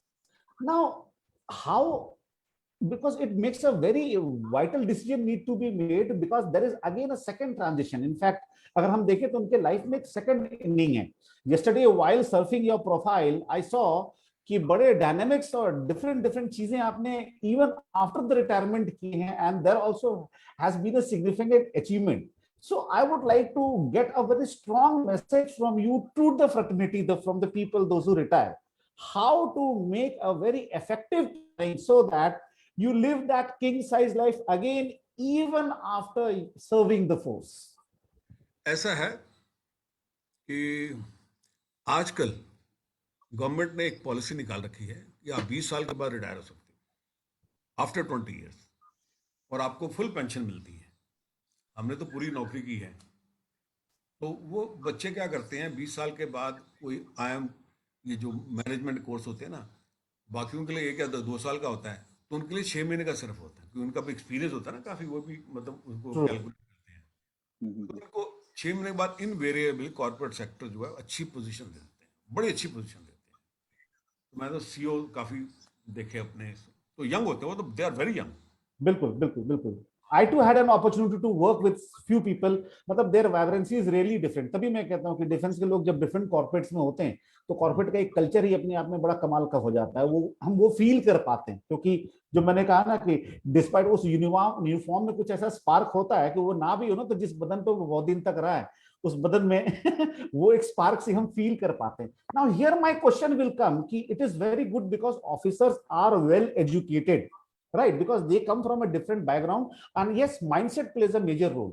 But here I would like to talk कि soldiers जो normally हमारे आते हैं JCOs and NCOs, they come from a very rural background। मान लेते हैं मेरे गांव घर से भी हम लोगों ने कुछ लोगों को देखा है, those who are serving into forces, and जब वो वर्दी पहनते हैं सर, तब उनकी एजुकेशन और जो अपने परिवेश की समझ होती है वो बड़ी कम होती है, क्योंकि मैं कहता हूं कि यौवन पे पहला कदम रखा और जो पहली प्रेमिका बनी तो वो फौजी बनी, और 18 साल 20 साल वहां उन्होंने सर्व किया।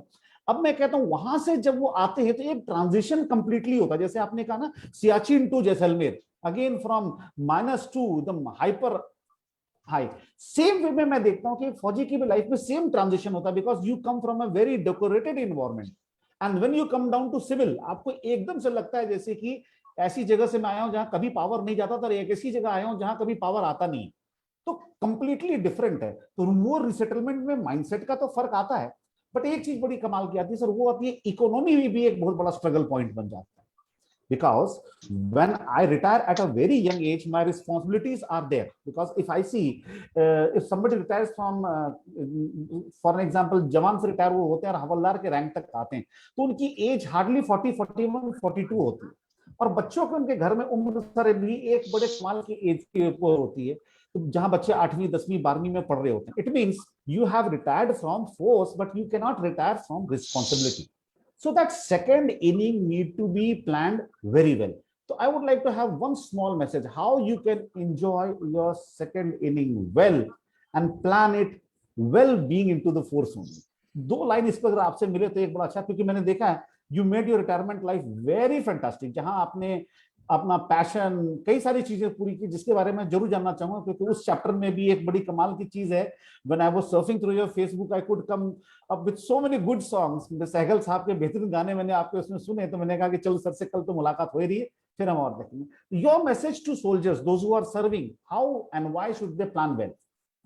ऐसा है, जो ये जवान होते हैं जब ये रिटायर होते हैं, रादर सभी रैंक्स के लिए रिटायरमेंट के बाद हमने रीसेटलमेंट कोर्सेज करवाते हैं उनको, ठीक है ना, पर everybody is not cut for all these things. अच्छा, फिर सिविल में environment is different, absolutely different. यहाँ तो हम जब हम भी आते हैं ना, खैर मैं तो, क्योंकि मैं काफ़ी I am a different person, मैंने अपना रैंक उसी दिन छोड़ दिया था जब मैं रिटायर हो गया था। मैं अपने आप को कभी कर्नल नहीं सोचा, मैं सच कह रहा हूँ। मैं मतलब मैं आई मिक्स अराउंड विद एवरीबडी। वही सोचते हैं लोग कि कैसे हो सकता है। जब ये ईगो रखते हैं ना जो भी रैंक, वो फिर दुख पाते हैं, घर में भी दुख हैं और बाहर भी दुखी हैं। तो ये जवानों का और सबका रीसेटलमेंट कोर्स होते हैं। इवन मैंने भी, आई रिमेंबर, मैंने भी 3 कोर्सेज किए रीसेटलमेंट के। एक मैंने टूर्स एंड ट्रेवल का किया, ITDC होटल वालों से करवाया उन्होंने, और एक मैंने बड़ा अच्छा कोर्स किया था इंटरनेशनल मार्केटिंग का, और एक कोर्स मैंने, तीन कोर्स किए थे मैंने। लेकिन मेरा फंडा था कि मैं नौकरी नहीं करूँगा। मैंने बिजनेस किया, यू बी सरप्राइज्ड। मैंने कोरियर कंपनी खोली मैंने, और मैंने अपना ऑफिस बैठे बैठे यहाँ से एक लंदन और न्यूयॉर्क और फ्रैंकफर्ट, तीन जगह मैंने टाइप किया, और कस्टम रजिस्टर्ड कंपनी थी, वहाँ से भी लोड आता था, यहाँ से भी जाता था, अरे भाई छोटे लेवल पे। लेकिन उसमें एक कोरियर का काम मतलब इतना खराब निकला। मैंने I earned also lot but lost lot of money, क्योंकि ये जो एक्सपोर्टर है ना, ये सबसे पहले कोरियर का पैसा मारते हैं झूठ बोल के, जो मेरा डॉक्यूमेंट गुम हो गया, ये है वो है। तो फिर मेरे मन में कहा ये मैं नहीं, रोज टेंशन नहीं ले सकता ये। तो 4-5 साल किया, कमाया भी, लॉस्ट लॉट ऑफ मनी। पर मैं कि फिर मुझे किसी ने बोला यार जो संभाल ले जो है इसको भी खुआएगा। That's right. But here there was one very valid point which you brought up, sir, कि सेकंड ट्रांजिशन के लिए एक एजुकेशन की प्रिपरेशन हमें पहले से भी करने का मौका मिल सकता है, और इवन ड्यूरिंग द सर्विस भी हम कर सकते हैं, इवन आफ्टर द रिटायरमेंट कर सकते हैं। Although it is totally on me कि how do I use that education. It's not necessary that by doing a doctorate I'll be a doctor only. I can go into some profession where that can be very well utilized. जरूरी नहीं कि एक engineering का कोई diploma का कोई course करके मैं उसी में नौकरी ही करूंगा। I can even very well go for a business. But yes, that mindset need to be very clear. और जैसे आपके मित्र ने कहा कि जो है उससे बचाओ और अपने लाइफ को अच्छे से आप एंजॉय करो। We are not cut for business. True. और मैं तो हमेशा सबको बोलता हूँ, फौजियों को गलती मत करना, यहाँ सब वल्चर बैठे हैं आपका जो रिटायरमेंट का पैसा खींचने के लिए। True. बड़े बड़े हरे बाग दिखाएंगे और रोते रहोगे तुम। Right. इसलिए हाँ, So तो that is a very hard earned money that need to be very well saved. So this is one message I bought from you. अभी क्या है कि अभी पढ़े लिखे लोग आ रहे हैं, जो जवान है ना वो भी हाँ, ग्रेजुएट। yes, ऐसी बात है, yes, पहले yes, अनपढ़ थे yes, बेचारे, पहले बुरा हाल था, अभी things are different. yes, yes. अभी मिनिमम क्वालिफिकेशन बढ़ा दी इन लोगों ने। So they are already graduates. So during their service, they can go a distance vocational course also, so that they can prepare themselves well, है ना? क्योंकि वो proper planning तो करनी ही पड़ेगी। Would नहीं, like to अब आप हैरान हो गए, अभी तो गवर्नमेंट की काफी एजेंसी, जैसे ये मदर डेयरी के बूथ हैं, true. ये सारे फौजियों को मिले हुए हैं, सारे Yes. फौजियों को मिले हुए हैं। तो ऐसे कई मतलब स्कीम्स हैं, पर मतलब हर साल इतने रिटायर होते हैं। हाँ, एक मैं बात कहना चाहूँगा, ये government should utilise this trained discipline man power. वो नहीं कर सके। फॉर एग्जांपल आज का कोरोना हुआ है, हमारे जो डॉक्टर्स हैं, नर्सिस हैं, वो इतनी ट्रेंड है, डिसिप्लिन है, अरे उनको लगाओ ना अभी, वैसे तुम्हारी इतनी कमी है। और वो अच्छा हाँ, अभी पीछे उन्होंने प्लानिंग, बाय द वे पहले आईएएस में फौजियों को लेते थे, और मैंने फौज इसलिए ज्वाइन की, ये भी that was one of the reason कि मुझे बताया कि 5 साल के बाद you can appear in IAS, और तुम्हारे लिए सिर्फ 3 पेपर है। ये मतलब मुझे एक इंसेंटिव था, लेकिन जब मेरा नंबर आया तो तब ये स्कीम गवर्नमेंट ने खत्म कर दी। और जो हमारे क्योंकि वो गवर्नमेंट ने, भगवान ने अलग स्कीम बना रखी थी कि आपको लंबा आपकी सफर लंबी हो, इसलिए उन्होंने वो स्कीम विड्रॉ करवा दी ऊपर वाले ने, because he wanted you to be there. वैसे बता रहा हूँ, जो आईएएस और आईपीएस बने जो फौजी, मैं बता रहा हूँ इतनी सिंसेरिटी से काम किया उन लोगों ने हर जगह, और इसमें कोई शक नहीं है। देखो फौज में चाहे कुछ भी है, 90% ईमानदार है हम लोग। 10% जो डील करते हैं राशन वाशन ये वो, उनका मैं नहीं कुछ कह सकता, लेकिन हम लोग 90% ईमानदार हैं, और बेईमानी एकदम नहीं घुस सकती आदमी में। And specifically if we talk about infantry and armored and artillery, ये तीन तो बिल्कुल फ्रंट लाइन पे जो होते हैं, इनकी तो एक अलग ही माइंडसेट भी होती है, because they face the battle each and every moment in their life. Correct. True. So the message to the soldier which I bought from you is कि you can very well prepare and plan it. आप अपना education, क्योंकि जैसे आपने कहा कि आज के समय में young age के बच्चे आ रहे हैं, and if they retire even at any rank, doesn't make a difference whether they are into officers or they are into ORs. They can plan very well their second inning by making a fantastic education even during the services. Yes. And they can very well utilize it. Now, sir, I would like to know your passion which you followed after retirement, the fantastic phase, मतलब from a battlefield to stage, मतलब आपने भी बेहतरीन एक सफर किया है, मतलब वो कहां से आया और कब निकला? हुनर तो बहुत पहले से होगा। 2-3 पैशन बताऊंगा अपने में। एक्चुअली मैं very by nature I am very creative, कुछ नया करना चाहता हूँ। सबसे पहले तो म्यूजिक के बारे में बताता हूँ मैं आपको।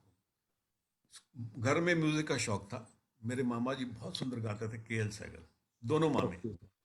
तो जो Okay. घर में आते थे, केएल सहगल, मोहम्मद रफ़ी गाने गाते थे, हम सब लोग इकट्ठे हुए थे, मामा जी आए हुए हैं। तो वो दिमाग में था भी हम गा सकते हैं। और मुझे याद है कि स्कूल में जब प्राइमरी स्कूल में था तो उन्होंने मुझे मेरी आवाज़ पसंद की भी, ये स्टेज वो जो क्या बोले, प्रेयर प्रेयर गाने के लिए। Hmm. और मैं चौथी या पांचवी पढ़ता था तो मेरे बाबूजी को बोला, बाबूजी वो ना एक हारमोनियम स्कूल था नज़दीकी वहीं की, तो मैं क्या मुझे ये सीखना है। मेरे फादर ने हल्की चपत मारी, कहते यार तू क्या मरासी बनेगा।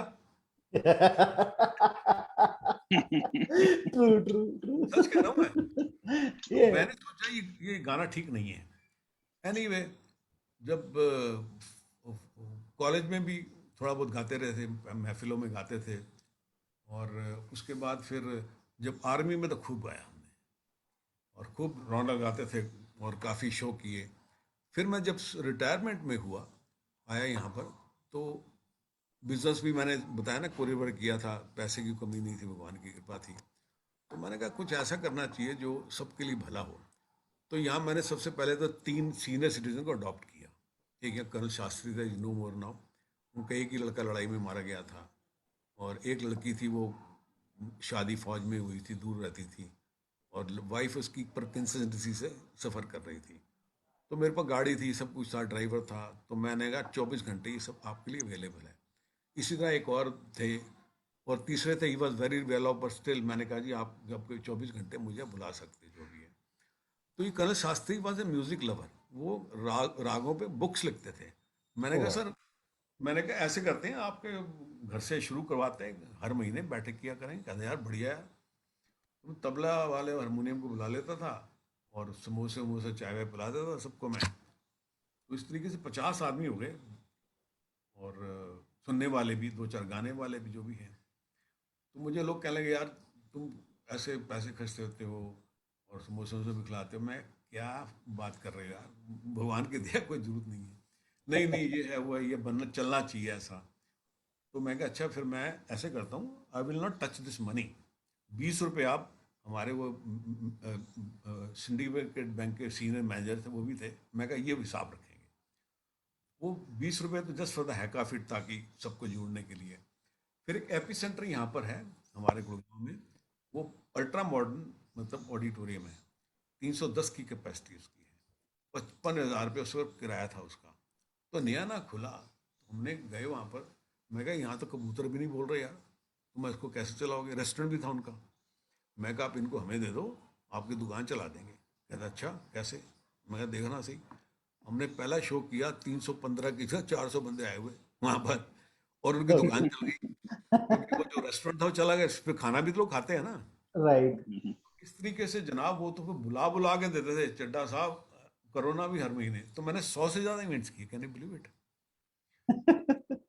और सिर्फ इवेंट्स ही नहीं किए, और देखो उसको सपोर्ट करने के लिए फिर लोग आगे आ गए, क्यों मैंने निष्काम काम किया हमेशा। मैं आज तक पैसे अभी भी टच नहीं करता।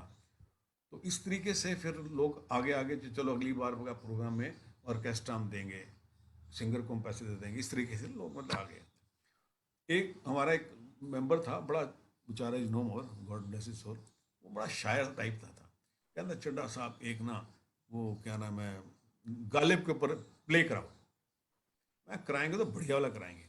पता किया जी, एक टॉम अल्टर वाला प्ले है यहाँ पर, टॉम अल्टर बॉम्बे से जो है, उसका हमने Right. पूछा कितने पैसे लोगे, हमने नेगोशिएट किया उनसे। कहते हम 1 लाख रुपए लेंगे।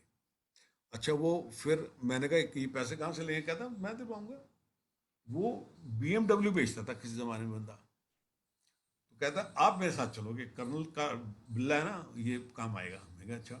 मुझे मानव रचना स्कूल फरीदाबाद में ले गए। स्कूल नहीं, क्या वो यूनिवर्सिटी है। Right. तो वहाँ मिस्टर भल्ला के लड़के थे, वहाँ बैठे हुए थे। तो ये अपॉइंटमेंट लेके गए वहाँ पर। तो हमें फौजियों को पैसे मांगने नहीं आते किसी, ना तो कोई मांगे। हमने एक लेटर बना के 20,000 के लिए वो लिखा वहाँ पर। तो वो हंसने लगा, कहता सर, अच्छा मेरा जब शो होता था तो हिंदुस्तान टाइम्स वाले बड़े बड़ा मतलब हाफ पेज भी उन्होंने कवर किया मेरा फ्री। तो कहता मैंने आपका ये आर्टिकल पढ़ा हुआ है, आप तो बड़ा अच्छा काम करो, मेरे फादर होते इतना खुश होते, क्या बताऊँ, अभी है नहीं यहाँ पर वो गए हुए। तो उसने अपने सीए को बुलाया, कहता जी 50,000 का चेक चड्डा साहब के गुड़गांव में घर में पहुंचा होनी शाम को। वो वाकई में शाम को पहुंचा हुआ था। वाह। उसके बाद ये हो गया। उसके बाद क्या नाम है, ये जो ICCR है, जो जितने भी आर्टिस्ट आते हैं हिंदुस्तान से बाहर जाते हैं, वहाँ से आते हो, तो गवर्नमेंट ऑफ इंडिया का एक IFS अफसर होता है, उसका बॉस, राइट, करोड़ों का बजट होता है उनका। तो वो एक IFS अफसर था। एक बार वो हम इस्लामिक सेंटर में मैं प्रोग्राम देने गया, तो मुझे चाय की तलब लगी, तो मैं ऊपर था उनका रेस्टोरेंट, वहाँ गया, तो मैं था, वो 4-5 बंदे वो बैठे हुए थे, तो गाना गा रहे थे वो, एक बंदा, वहाँ कौन है तेरा, और I sing very well this number. मेरे से रुका नहीं गया, मैं वहाँ पहुँच गया। मैं कहा, भाई तुम बड़ा अच्छा गाते हो, मैं भी सिंगर हूँ, ये है वो है। मैंने बताया मैं कौन हूँ, मैं हर महीने शो करता हूँ। तो वो IAS अफसर की वाइफ थी, वो सिंगर थी, वीना गुप्ता। तो कहती, सर मैं हर महीने आपके इधर आऊँगी। वो अपनी गाड़ी लेके आती थी हर महीने मेरे प्रोग्राम में। उसको मैंने एपी सेंटर में भी गवाया। अच्छा, वो आफ्टर सम टाइम बन गया ICC का DG। तो मुझे रोज बड़े तो आ गए यार इधर। वो मैंने लाइक ए फूल, मैं वहाँ 20,000 का एक लेने गया उसको। तो उसने कहा था नहीं, उसने कहा तुम्हारा खर्चा कितना है? मैं कहा सर 1.5 लाख रुपये का खर्चा है, 50 हमने बंदोबस्त कर लिए। उसने अपने PA को बुलाया, 1 लाख सेंक्शन कर दिया और हमने शो कर दिया। तो ऊपर वाला इस तरीके से मदद करता है हमारी। नहीं, here what I see sir कि there was one of a hidden passion जो एक अंदर में होता है ना, जिसको हमें नर्चर करने का मौका नहीं मिला आफ्टर रिटायरमेंट। तो you convert very well the passion into a profession as well. मतलब एक तरह से अगर देखा जाए, it is not just I do it for a satisfaction, even it can give me a name, fame, money, both.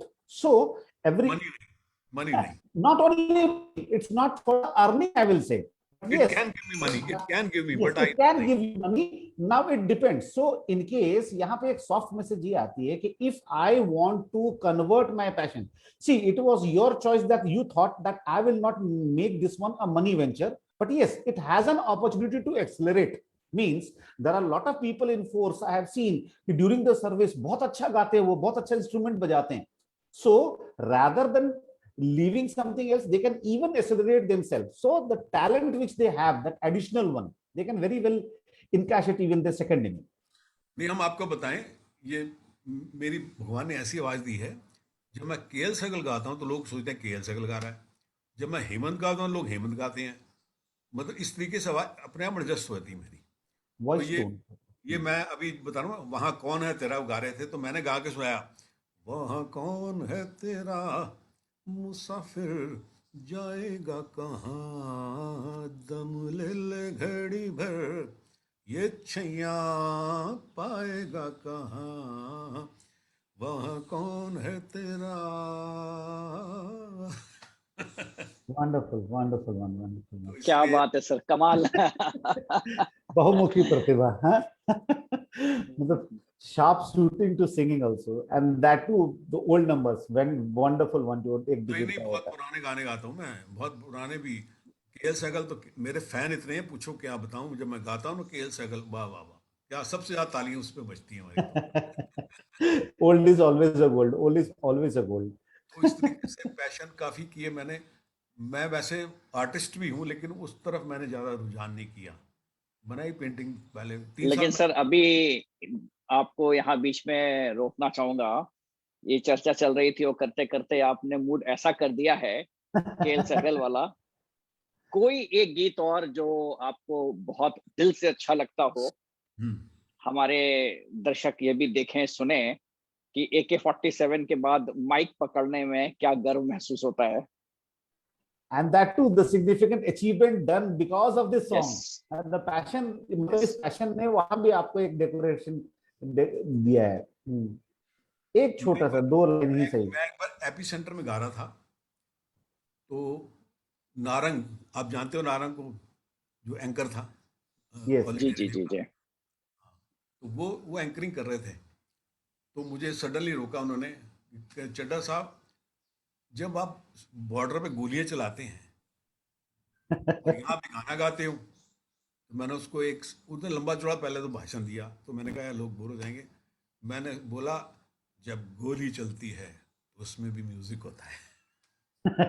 वाह। True, true, लोग बड़े true, खुश true, हुए। true. अच्छा, मैं गाना आपको सुनाता हूँ फिर अभी। कैसा सुनेंगे आप? जो सर Anyone. आपके दिल के बहुत करीब हो, आपके दिल हाँ, के करीब। दिल के हाँ। आपके जो करीब हो, ऐसा कोई गाना। नहीं, नया पुराना जो बोलो आप। पुराना पुराना ही पुराना सुनना सर, चाहिए। पुराना। हाँ, क्योंकि वो कहते हैं ना, संगीत सबसे इम्पोर्टेंट चीज होता है फीलिंग, फीलिंग के बाद आती है सुर। वो- तो जो आपको दिल के करीब हो वो मजा आएगा सुनने में। नहीं, मेरे शब्द हैं। एक वो ना, कोई हमदम ना रहा, हाँ या हाँ दुनिया के हाँ। रखवाले, जो आप बोलो। कोई हमदम ना रहा बहुत बढ़िया रहेगा सर, मजा आएगा।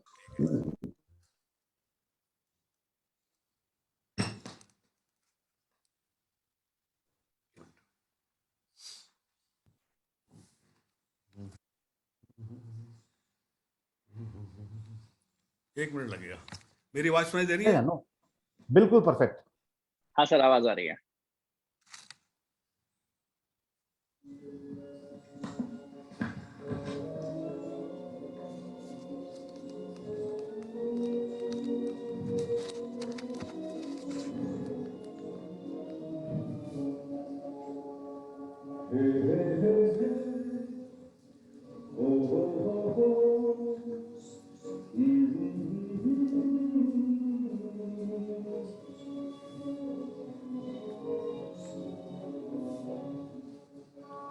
कोई हमदम न रहा, कोई सहारा न रहा, हम किसी के न रहे, कोई हमारा न रहा, कोई हमदम न रहा, कोई सहारा न रहा।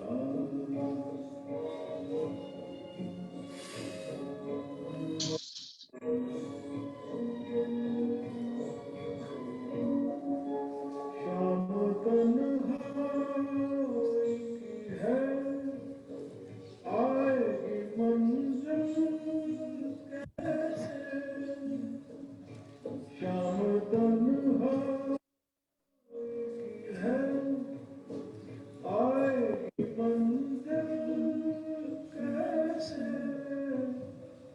जो मुझे राह दिखाए, वही सारा न रहा,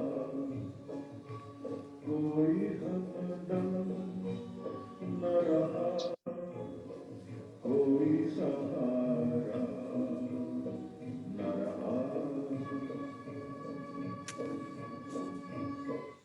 अभी दूसरा सुनाता हूँ, आधा ये। यस।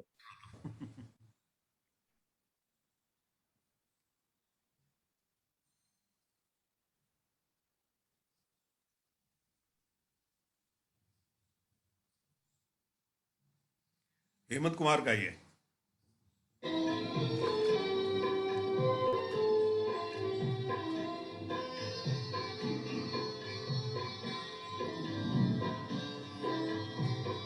जिंदगी प्यार की दो चार घड़ी होती है, जिंदगी प्यार की दो चार घड़ी होती है, चाहे थोड़ी इशू आ रहा है। हो ये उम्र बड़ी होती है, चाहे थोड़ी भी हो ये उम्र बड़ी होती है, जिंदगी प्यार की दो चार घड़ी होती है। ताजिया तख्त या दौलत हो ज़माने भर की, कौन सी चीज मुहब्बत से बड़ी होती है, कौन सी चीज मुहब्बत से बड़ी होती है, जिंदगी प्यार की दो चार घड़ी होती है, जिंदगी प्यार की दो चार घड़ी होती है, चाहे थोड़ी भी हो ये उम्र बड़ी होती है, चाहे थोड़ी भी हो ये उम्र बड़ी होती है, जिंदगी प्यार की दो चार घड़ी होती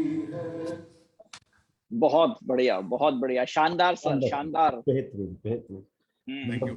क्या फ्रॉम अ बात है। Soldier, from a soldier to a singer है। और जो गाना भी Yes. आपने लास्ट में गाया वो बहुत सही है कि जो 2 घड़ी भी फौज की थी, जो एक पीरियड था, वो आपके सही बात। टोटल एक्सपीरियंस करियर में सबसे छोटा पीरियड भी रहा होगा, but still it is very live and vibrant with you. Thanks a lot for sharing such a wonderful insights. In fact जो आपकी हमने जर्नी देखी उसमें मैं दर्शकों से ही बोलना चाहूंगा कि कई सारे स्ट्रैटेजिक इंटेंट्स थे उनके छोटे से ऑपरेशन का ही, जो उन्होंने एक वर्णन दिया कि जब वो थाने में गई। तो क्या होता है कि जब आप एक प्रोफेशन में होते, you need to know the nitty gritties all around. कहते हैं ना कि आपकी पहचान कुछ खास शख्स शख्सियत बनेगी, जो सर ने एक बहुत अच्छी बात कही कि 100% तक शायद बहुत लोग काम कर लेंगे, बट वो 1% का डिफरेंस जो आपने अपने खुद के जुनून के लिए लगाया है, कहते हैं ना जिद्द, जज्बात और जुनून, ये 3 चीजें रहेंगी। क्योंकि कहीं ना कहीं जैसे उन्होंने जज्बात का भी विवरण बहुत बढ़िया, जो बच्चे थे despite of dealing in such a dangerous operation. In fact ULFA के बारे में बाकी लोग ने तो पता नहीं क्या देखा और सुना होगा, मूवियों में देखा होगा, जिन्होंने लाइव फेस किया वो बेहतर जानते होंगे कि वो क्या चीज है। तो और आपके मुंह से भी हम समझ पा रहे थे जो आप वर्णन कर रहे थे कि वहां हर घड़ी जहां उतना खतरा होता, उसमें भी एक संजीदगी रखना। जैसे आपने बोला कि भाई वो मदर परेशान थी तो उसके लिए आपने वो टॉफी लाया, despite of doing a tough task you need and you can be a wonderful human all around. एक और बहुत अच्छा मैसेज आपने दिया, the moment you leave some place with one designation, leave your mental barrier there itself. जैसे आपने कहा कि जिस दिन मैंने वर्दी छोड़ी, मैंने माइंडसेट से वो अपना निकाल दिया कि मैं एक करना हूं। अदरवाइज क्या होता है, सिविल में जैसे ही आप आते हैं एक कंप्लीट डिफरेंट लाइफ होती है। और क्या होता है कि चूंकि आप एक बड़े ही कोजी इन्वायरमेंट में होते, तो वहां की एक्सपीरियंस को अगर आप स्ट्रेटेजाइज और चैनलाइज नहीं करेंगे, ये मैं मैसेज अपने सारे यंग सोल्जर्स को सर के माध्यम से देना चाहता हूं कि आप अपने डिफरेंट टैलेंट को नर्चर रखिए। जैसे सर ने कहा कि फौज में होने के बाद वहां उतने डीप ऑपरेशंस करने के बावजूद भी जो वक्त मिलता था, तो वहां पे जैसे आपने कहा कि सिंगिंग वगैरह में मेरा कंटिन्यूसली वो पैशन रहा जो मैंने फॉलो किया, मतलब परफॉर्मेंस के साथ साथ पैशन को भी फॉलो किया। एंड यस, टुडे यहाँ पे दर्शकों को मैं बताना चाहूंगा कि प्रधानमंत्री जी की ओर से सर को फर्स्ट रो में गाने का अवसर और पर्सनल मीटिंग का स्पेसिफिक इनविटेशन मिला था। क्यों सरोज जी, अगर मैं कह रहा हूं सर, मैं आपके मुंह से जानना चाहूंगा ये वाकया क्या था, क्योंकि आपने जी ये जी बताया नहीं। बिल्कुल। आपने बहुत अच्छे अच्छे और चड्डा साहब छुपा लिया आपने। मैं जानता हूँ वक्त यहाँ कम है, पूरी हम नहीं जान पाएंगे, बट ये लोगों को यहाँ समझना चाहिए कि कहां से कहां का वो सफर हुआ। क्योंकि एक सिंपल शख्स जिसे हम देखते हैं, उनकी शख्सियत में कई सारी चीजें हैं जिसमें कहीं ना कहीं वो पैशन, पेशेंस, परसिवरेंस है जो पूरे लाइफ में है। तो वो वाकया थोड़ा सा सुनना चाहूंगा सर। तो ऐसा है, मोदी साहब की पहली rally, he was not prime minister, सबसे पहली रैली राइट, रेवाड़ी में थी। तो अभी पीछे जो गवर्नमेंट में captain Abhimanyu was a finance minister, तो उसको पता नहीं, क्योंकि मैं गुड़गांव में मैं ही शो करता था और काफ़ी मैं पॉपुलर था, पेपरों में निकलता था। तो उसने फ़ोन किया मुझे, कहता है सर आपका नाम बहुत सुना है, तो वहाँ पर मोदी साहब की रैली में देशभक्ति का माहौल बनाना है। मैंने कहा भाई मैं किसी कांग्रेस पर बीजेपी के लिए तो गाता नहीं हूँ, मैं तो सीनियर सिटीजन को खुश करता हूँ या म्यूज़िक लवर को। कहता नहीं सर, एक्स सर्विसमैन रैली है और आपके जो चीफ हैं वीके सिंह, वो भी आ रहे हैं। वीके सिंह और मैं, हमने इकट्ठे डिफ हेडक्वार्टर में नौकरी कर रखी थी, मैं मिलिट्री पुलिस में था जोधपुर में। तो मैं कहा अच्छा फिर तो ठीक है, जान हाजिर है। फिर एक हफ्ता हमने प्रैक्टिस की ऑर्केस्ट्रा के साथ और खूब पेपरों में निकला हमारा नाम। और फिर हम जी वहाँ पर गा के आए, वहाँ अच्छा लगा। 50 कैमरे हमारे सामने, अच्छा पहली बार हमने ट्राई दिया। और 1.5-2 लाख लोग, कसम से ऐसी भीड़ मैंने आज तक नहीं देखी। वो गर्मी, बुरा हाल। एनीवे हम गए तो भूल भाल के गाया तो ठीक है। अभी 2 साल या कितने साल बाद ये जो आरएसएस वाले हैं ना, ये रिपोर्ट पूरी देखते हैं ऊपर तक, किसने मदद की, क्या किया। तो मुझे यहाँ का जो एमएलए है, क्या नाम है उसका, उमेश अग्रवाल, अभी नहीं है, उसका फ़ोन आया कि सर आपके लिए एक मैसेज है। मैं क्या, कि सर आपने मेरे साथ कल जाना है प्राइम मिनिस्टर साहब से मिलने के लिए। मैं कहा यार मैंने कैसा क्या काम किया है। कहता नहीं सर, आपने बुलाया उन्होंने क्योंकि आप वहाँ पर आपने उसका लिया है। तो अपनी गाड़ी में लेके गया वहाँ पर। वहाँ तो हाई फाई सिक्योरिटी, मेरा नाम हम सब लिखवा रखा था उन्होंने। तो जनाब फिर मैं मोदी साहब से मिल के आया। फिर मैं उनको काम भी बताया, सर मैं यहाँ आपका प्रोग्राम में देशभक्ति गाने का है। और मैं सच कह रहा हूँ, मैं दिल से कह रहा हूँ कि जब मैं मोदी साहब को देखा तो उनकी चेहरे पे एक रूहानियत नजर आई मुझे, बहुत बढ़िया लगा। मतलब जैसे ऊपर वाले ने इनको भिजवाया हमारे देश के की प्रॉब्लम सॉल्व करने के लिए। ठीक है, लोग क्रिटिसाइज करते हैं जो भी है, लेकिन वो एक नेशनलिस्ट मेरे हिसाब से, देखो कोई उसको पर्सनल इंटरेस्ट नहीं है, 20-20 घंटे काम करता है। वो खुद कहता है यार 1.5-2 किलो तो मुझे गाली पड़ती है, वो मेरी एक इंस्पिरेशन है। तो मैं, ही इज नॉट बॉदर्ड, तुम गाली देते रहो, मैंने अपना काम करना है। और देखो, किसी ने सोचा था कि शौचालय बनाएंगे, किसी ने सोचा था कि हर बंदे का बैंक में अकाउंट खुलवाएंगे। अब देखो डायरेक्ट मनरेगा का पैसा जाता है। मतलब उसने जो भी काम किया है बड़ा अच्छा। सबसे बड़ी बात हमारे से पूछो, 370, अरे क्या बात है। फिर आज सर्जिकल स्ट्राइक, इवन मैं नहीं सोच सकता था हम करेंगे, हमें इतने डिफेंसिव। मुझे याद है एक बार, आई मस्ट टेल यू, कि जब 47 में जब लड़ाई हो रही थी तो नेहरू साहब चले गए थे वहाँ पर, कहाँ, यूनाइटेड नेशन में। तो हमारी फौज अच्छा भला पूरे कश्मीर को फ्री क्लियर करवा रही है, वहीं पर रुकना पड़ा। उसके बाद क्या हुआ कि अब श्रीनगर में एक यूनाइटेड नेशन ने ऑफिस खोल दिया, अभी भी है, उसको बोलते हैं UNMOGIP, United Nation mobile observer group. अभी हम जब 71 से पहले, अब उनका भी संगड़ नजर आता था। संगड़ मीन्स पत्थरों का बंकर बना हुआ, वहाँ पत्थरों के बनाते थे, हमारे पत्थरों का बंदा था। वहाँ हुक्म था, क्योंकि डिस्प्यूटेड एरिया था, कि वहाँ कोई कंक्रीट कुछ नहीं बनेगा। जनाब हमारा मान लो बंकर गिर गया, बारिश वारिश आई तो रिपेयर करते तो पाकिस्तानी वाले रिपोर्ट करते थे। तो वो ये कनाडा का, न्यूजीलैंड के यहाँ के अफसर आते थे फौजी उनके, और साले बुलशिट मारते थे हमारे को, पहले स्कॉच पिलाते थे उनको। हम इतने डरे हुए थे कि ये रिपोर्ट गलत ना मिल जाए। इमेजिन, ये हाल था हम लोगों का। 97 से थोड़ा सा पहले ही मिसेस गांधी को हमारे जनरल बोला कि क्या बकवास है ये। उसने फिर मिसेस गांधी ने हुक्म पास किया, नो ब्लडी मोगिब। उसके बाद वो एक गोली मारते थे, हम 10 गोली मारते थे। लेकिन फिर भी जो मोदी साहब ने यहाँ डायरेक्शन दी है वैसी नहीं थी। अभी भी हुक्म ऊपर से आता था हमारे को। मोदी साहब ने तो फील्ड कमांडर को दे रखा है, तो एक गोली खवाता साले 1000 गोली फायर करेगा तू। ऐसे नहीं कंट्रोल कर रहे इनको। तो कहने का मतलब ये है कि हमने तो वो मंजर देखा है। और मुझे याद है एक पोस्ट है 13620 कारगिल में, उस पोस्ट को कैप्चर करने के लिए हमारे 700-800 बंदे मर गए थे, आई रिमेम्बर। और देखो 65 में इन लोगों ने वापस कर दी। How sad it is, how sad it is. और जो वहाँ पर 2 कमांडिंग अफसर थे, उनको महावीर चक्कर उसने फेंक दिया। साला मुझे महावीर नहीं चक्कर नहीं चाहिए, तुम साला मेरे बच्चे मरवा दिए और तुम साला वापस कर दिया। इस तरह 65 में इन्होंने हाजिर पीर दर्रा, जो बड़ी मुश्किल से कैप्चर किया था, वो इतना स्ट्रेटेजिक पॉइंट है, मैं आपको कह नहीं सकता। पुंछ और उड़ी को मिला देता है, वहाँ सिर्फ 11 किलोमीटर रास्ता है, अभी 3 दिन लगते जाने में। यानी हम अपनी फोर्सेस स्विच ऑफ करते हैं, अच्छा था वो 65 वापस कर दिया। ये पॉलिटिक्स क्या बताएं। मैं मोदी का क्यों उसको सल्यूट मारता हूँ कि उसमें दम है, उसमें पॉलिटिकल विल है। ये कोई छोटी सी बात नहीं है कि साला ठोको साला बना, नहीं सही बात। Here then with this debate we will go a bit into a different direction. So here what I want to say is कि जो आप कह रहे हैं उसमें से मैं एक चीज समझ सकता हूँ, और वो एक पॉइंट ड्रॉ करना चाहूंगा। You have to get a self conviction first once you want to do something, because the challenges will come. Because जो इस पूरे चर्चे में जो हम हासिल करना चाहते हैं, जो ज्ञानदीप की हमारी एक मुहिम है कि हर इंसान की जिंदगी जीवनी में कई सारे पड़ाव होते हैं जो विभिन्न चुनौतियों से होके गुजरता है, और उसमें आपको देखना होता है कि मुझे क्या रास्ता निकालना है और कहाँ से रास्ता निकलना है। आपके खुद के पास होता है। अच्छी बात कही कि हमारे अंदर लगा हुआ डेस्टिनी ऊपर बनी हुई, but the thing is until unless you would not move in that direction despite of that chip, probability है कि आप फिर उसका पूरा फायदा नहीं ले पाएंगे।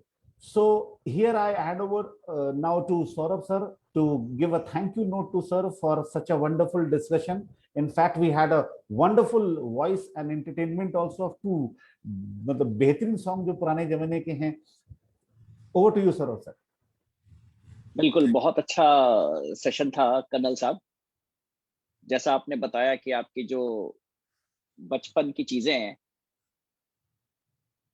वहां से एक जो आपका जुनून शुरू होता है और हर समय विभिन्न विभिन्न परिस्थितियां जैसे हर व्यक्ति के सामने आती हैं, आपके सामने भी आई, और उसमें इम्पोर्टेंट ये होता है कि कौन सा डिसीजन आप लेते हैं। हर दो राहे पे जो राह आप चुनते हैं वो राह आपको कहाँ ले जाती है, और फिर वो राह आपको जहां ले जाती है, फिर दो राह मिलती है, उसमें से कौन सी राह आप चुनते हैं। तो इसी तरह जिंदगी के 50 साल 60 साल के पड़ाव में इतने रास्ते आते हैं, और सही रास्ते का चुनाव करके सही दिशा में कदम आगे बढ़ा के परिस्थितियों से जूझते हुए सफलता हासिल करते हुए अपनी मुस्कुराहट और लाइफ और माइंड का साइकोलॉजी का जो बैलेंस बना करके इंसान आगे चलता है, सच में वो आज हमारे सामने कर्नल आरसी चड्ढा होता है। बहुत बहुत धन्यवाद सर आपका। बहुत आज के इस एक सवा डेढ़ घंटे के, इनफैक्ट 1.5 घंटे से हम लोग बातें करें, बहुत अच्छा लगा। हर पहलू पे हम लोगों ने चर्चा की। नेक्स्ट जब एक बार माहौल सुधरता है तो आपसे व्यक्तिगत रूप से भी जरूर मिलना चाहूंगा, बड़ा अच्छा लगेगा मुझे। बहुत बहुत धन्यवाद सर आपका। और वेरी मच। इसी तरह से हम लोगों को मोटिवेट करते रहिए। हमारा अगस्त में हम लोग अगेन एक specifically something defence related to national कुछ एंथम हम will come with a talk, and that will be a group discussion, so we would like to very well invite you for that. Thanks a lot for